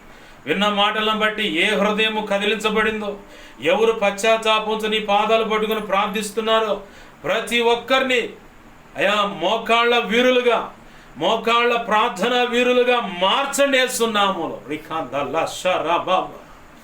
బలిపీఠం ఎదుట మోకాళ్ళేసి కన్నీరు సలిపే దేవ, కన్నీరు గార్చే యోధులుగా మార్చండి ప్రభు. విసుగక, ఎడతెగక, మెలకు కలిగి, పట్టు విడవక అయ్యా ఇదిగొచ్చండి మూలుగులతో, పరిశుద్ధాత్మలో అయా అయా అయా అయా ప్రార్థించి ఆత్మచేత నింపి ప్రార్థనా పరులుగా తీర్చిదిద్దండి అయ్యా. గొప్ప ఆశీర్వాదం మా కుటుంబంలో చూడాలంటే గొప్పగానే మోకాళ్ళ పెట్టుబడి పెట్టవలసి ఉంది. ఆ మోకాళ్ళ పెట్టుబడి పెట్టే కృప మాకు దయచేయండి ప్రభు అంటూ ప్రార్థన చేద్దాం. ప్రేమగల మా తండ్రి, నీకు వందనాలు, కృతజ్ఞతాస్తుతులు మా ప్రభువా. ఎంతమంది నీ మాటలు విని దేవా ఒక బలమైన నిర్ణయానికి వచ్చారో, స్థిరమైన మనసు కలిగి తీర్మానానికి వచ్చారో, ఆ తీర్మానం నీ కృపచేత స్థిరపరచబడును గాక. దానికి తగ్గట్లుగా నీ కృపచేత ప్రార్థనాత్మను కుమ్మరించి, మోకాళ్ళ అనుభవాన్ని ఇచ్చి, నీ సన్నిధిలో పెనుగులాడేలాగా, ప్రార్థనలో పెనుగులాడేలాగా, మగ సిరిగలవాడే యాకోబు రాత్రంతా కన్నీరు విడిచి పెనుగులాడెను, దేవుని ఆశీర్వాదం పొందినట్లుగా అలాగ ప్రార్థన సలుపుదురుగాక. నీ కృప ద్వారా అట్టి గొప్ప విజయం నీ బిడ్డలకు దక్కునుగాక. నీ కృప ద్వారా యేసు నామములో అనుగ్రహించబడునుగాక. కార్యములు జరిగించి నీ చిత్తం నెరవేర్చమని బతిమలాడుతూ అయ్యా, కలలో, నిద్రలో, దర్శన, స్వప్నాలు చూపించబడ్డ సమస్త చీకటి శోధనడు ప్రభావం నీ పాసలు పెడుతున్నావు. యేసు నామములో నీ మహాపునరుద్ధాన శక్తి ద్వారా వాటిని బంధిస్తున్నావు, లయపరుస్తున్నావు. బంధించి లయపరిచిన నీ కృతజ్ఞతాస్తుతులు మా ప్రభువా. అయ్యా, నాకు, మాకు, మా మీద ఇంకెవరికైనా కళలో, నిద్రలో, దర్శన, స్వప్నాలు చూపించబడ్డ సమస్త చీకటి శోధనడు ప్రభావం నీ మహాపునరుద్ధాన శక్తి ద్వారా యేసు నామములో బంధిస్తున్నాం సార్, బంధిస్తున్నాం. బంధించి లయపరిచిన నీ కృతజ్ఞతాస్తుతులు ప్రభు. అయ్యా, నాకు, మాకు, మా మీద ఇంకెవరికైనా కళలో, నిద్రలో, దర్శన, స్వప్నాలు చూపించబడ్డ సమస్త మంచి కళలు, మంచి దర్శనం, మంచి స్వప్న, నిద్రలు చూసి సమస్త మంచి యేసు నామములో నీ మహాపునరుద్ధాన శక్తితో త్వరపెట్ట జరుగునుగాక, నెరవేర్చబడునుగాక. త్వరపెట్ట జరిగేలా చేసి నెరవేర్చిన నీ కృతజ్ఞతాస్తుతులు మా ప్రభువా. అయ్యా, మా నిమిత్తం ప్రార్థించమని ఆయా రీతులుగా అడిగిన బిడ్డలు ఉన్నారు. నీ సన్నిధిలో ఉండి దైవజనుడి ద్వారా మా కోసం ప్రార్థన చేయించని మొరపెడుతూ ఉన్నవాళ్ళు ఉన్నారు. ప్రతి ఒక్కరి అవసరత నీ కృపచేత యేసు నామములో తీర్చబడునుగాక. అయ్యా, మా కోసం, పరిచయం కోసం విన్నదాన్ని బట్టి ప్రార్థిస్తున్న బిడ్డలు ఉన్నారు. ప్రతి ఒక్కరిని దీవించి ఆశీర్వదించి ఆధ్యాత్మిక, భౌతిక, ఆర్థిక, ఆరోగ్యపరం కొలతలేనంతగా ఆశీర్వదించి అభిషేకించి నీ సేవలో గొప్పగా నువ్వు వాడుకొందుగాక. ప్రభువా, మా ఎదుటన్న దిగొచ్చండి. ఈ వారంలో సంఘ క్రమాలన్నీ నీ కృప ద్వారా ఘనంగా జరిగించండి. తండ్రి సరి ద్వారా కానీ హోసన్న గుడారాలు హోసన్న మినిస్ట్రీస్ ద్వారా కానీ జరుగుతున్న మీటింగ్స్ ఘనంగా జరిగించండి. 4వ తారీఖు 5వ తారీఖు జరిగేటువంటి టౌన్లో జరిగే ఆ కోటాలు అయా ఇదిగో తండ్రి జయకరంగా జరిగించండి. అలాగనే ఈ సమాజంలో పట్టణంలో ఉన్న పరిచయాలన్నింటిని ఆశీర్వదించండి. ఈ సమాజంలో ప్రజలు దేవాయా పనులు పెడుతున్న బిడ్డలను దీవించి తోడే నడిపించండి. రైతు కూలి పనులు కానీ క్యాటరింగ్ పనులని వెళ్తున్న బిడ్డలు కాపాడండి. అలాగే ఇదిగో ప్రభు చదువుకుంటున్న పిల్లలు కాలేజీ స్కూల్కి వెళ్తున్న బిడ్డలను ప్రత్యేకంగా భద్రపరచండి. సంఘ బిడ్డలు చేస్తున్న పనుల్లో తోడే ఉండి, వారి బిడ్డల చదువులో ఉద్యోగాల్లో తోడే ఉండి క్షేమ సమాధానం ఇచ్చి నీ కృపలో వర్ధల చేయండి. ఎవరైనా అనారోగ్యంతో బాధపడుతున్నాడు సంఘ బిడ్డలు తాగి స్వస్థపరచు, ఆరోగ్యం దయచేయండి. చీకటి అంధకార శక్తులు మంత్ర ప్రయోగాల చేత వెరిపించబడుతుంటే విడుదల కలుగునుగా కేస్తున్నాములు. ఇప్పుడే గొప్ప కార్యాలు జరిగించును మాత్రం మహిమ పొందమని బతిమలాడుతూ ఈ వారంలో ఉన్న ప్రయాణాల్లో అలాగనే పరిచర్యల్లో సంఘ గ్రామాల్లో చూడండి సమస్తం నువ్వు అనుకున్నట్టుగా జరిగించమని, ఈ సంవత్సరంలో ఉన్న మిగతా 10 కుటుంబ ఆశీర్వాద ప్రార్థనా కూటాలు ఘనంగా జరిగించండి. మార్చిలో జరగబోయే కూటంలో ఇదిగో తండ్రి మీ దాసులను కూడా బలపరిచి అభిషేకించి వాడుకోండి. సమస్త విషయాలు కృపానుగ్రహించి నీ చేత నెరవేర్చును మాత్రం మహిమ పొందమని బతిమలాడుతూ మా ప్రియుడును మా రక్షకుడైన యేసయ్య ఉన్నతనంత శక్తిగల నామములోనే అడిగి వేడుకొని ప్రార్థించి సమస్తం పొందుకొని నీ కృపాశాలకు బిడ్డలను అప్పజెప్పి దీవించి ఆశీర్వదించి మహింపరుచుకుంటున్నాం మా తండ్రి. ఆమేన్. ఇప్పుడు మన తండ్రి అయిన దేవుని ప్రేమయు ఆయన ప్రియకుమారుడైన యేసుక్రీస్తు వారి కృపయు పరిశుద్ధాత్మ దేవుని అన్యోన్య సహాయ సహవాసము సమకూడిన అలాగనే ఈ మాటలు వింటున్నా అలాగనే ఇక ముందు వినబోతున్నా అలాగనే సార్వత్రిక సంఘంలో ఉన్న సకల పరిశుద్ధులకు సంఘ బిడ్డలకు పరిచర్యకు నిత్యత్వము చేరు పర్యాంతరం సదాకాలము చూడే ఉండి గొప్ప మోకాళ్ళ వీరులుగా మోకాళ్ళ ప్రార్థనా వీరులుగా ప్రభు తీర్చిదిద్ది ఘనమైన ప్రార్థన మన ద్వారా జరిగించి చార్లెస్ జీపిని జాన్ వెస్లీ టైంలో వచ్చిన ఉద్యోగం కంటే గొప్ప ఉద్యోగం మనం కనులారా చూసి దేవుని మహింపరిచేలాగా ఆయన అనుకున్న పని భూమి మీద జరిగించి ఆయన అనుకున్నటువంటి గొప్ప పని భూమి మీద జరిగిన దాన్ని మనం చూసి దేవుని మహింపరిచేలాగా చేసి ఆయన మాత్రమే మహిమ పొందునుగాక. అలాగ మన ద్వారా ఆయన జరిగించునుగాక. జరిగించిన తండ్రి అయిన త్రియేక దేవుడైన యేసయ్యకు కృతజ్ఞతాస్తుతి ఘనత మహిమ ప్రభావాలు చెల్లునుగాక. ఆమేన్. యేసు రక్తము నాకేచే ప్రభేసు రక్తము నాకేచే ప్రభేసు నామమున సంపూర్ణమైన విజయం కలుగునుగాక. ఆమేన్. అపవాది వాడి దూతలు చీకటి అంధకార శక్తులు అవెంత ప్రమాదకరం మంత్ర ప్రయోగాలైన వాటన్నిటికీ అనంతనాశనం సర్వనాశనం నిత్యనాశనం కలుగునుగాక. యుద్ధము యెహోవాది. యేసు రక్తమునకే జయము జయము జయము. హల్లెలూయా హల్లెలూయా హల్లెలూయా. అందరికీ వందనాలు. ప్రభు యొక్క మహా ఉచిత కృప మనందరికీ తోడై ఉండి నడిపించునుగాక. ఆమేన్ ఆమేన్.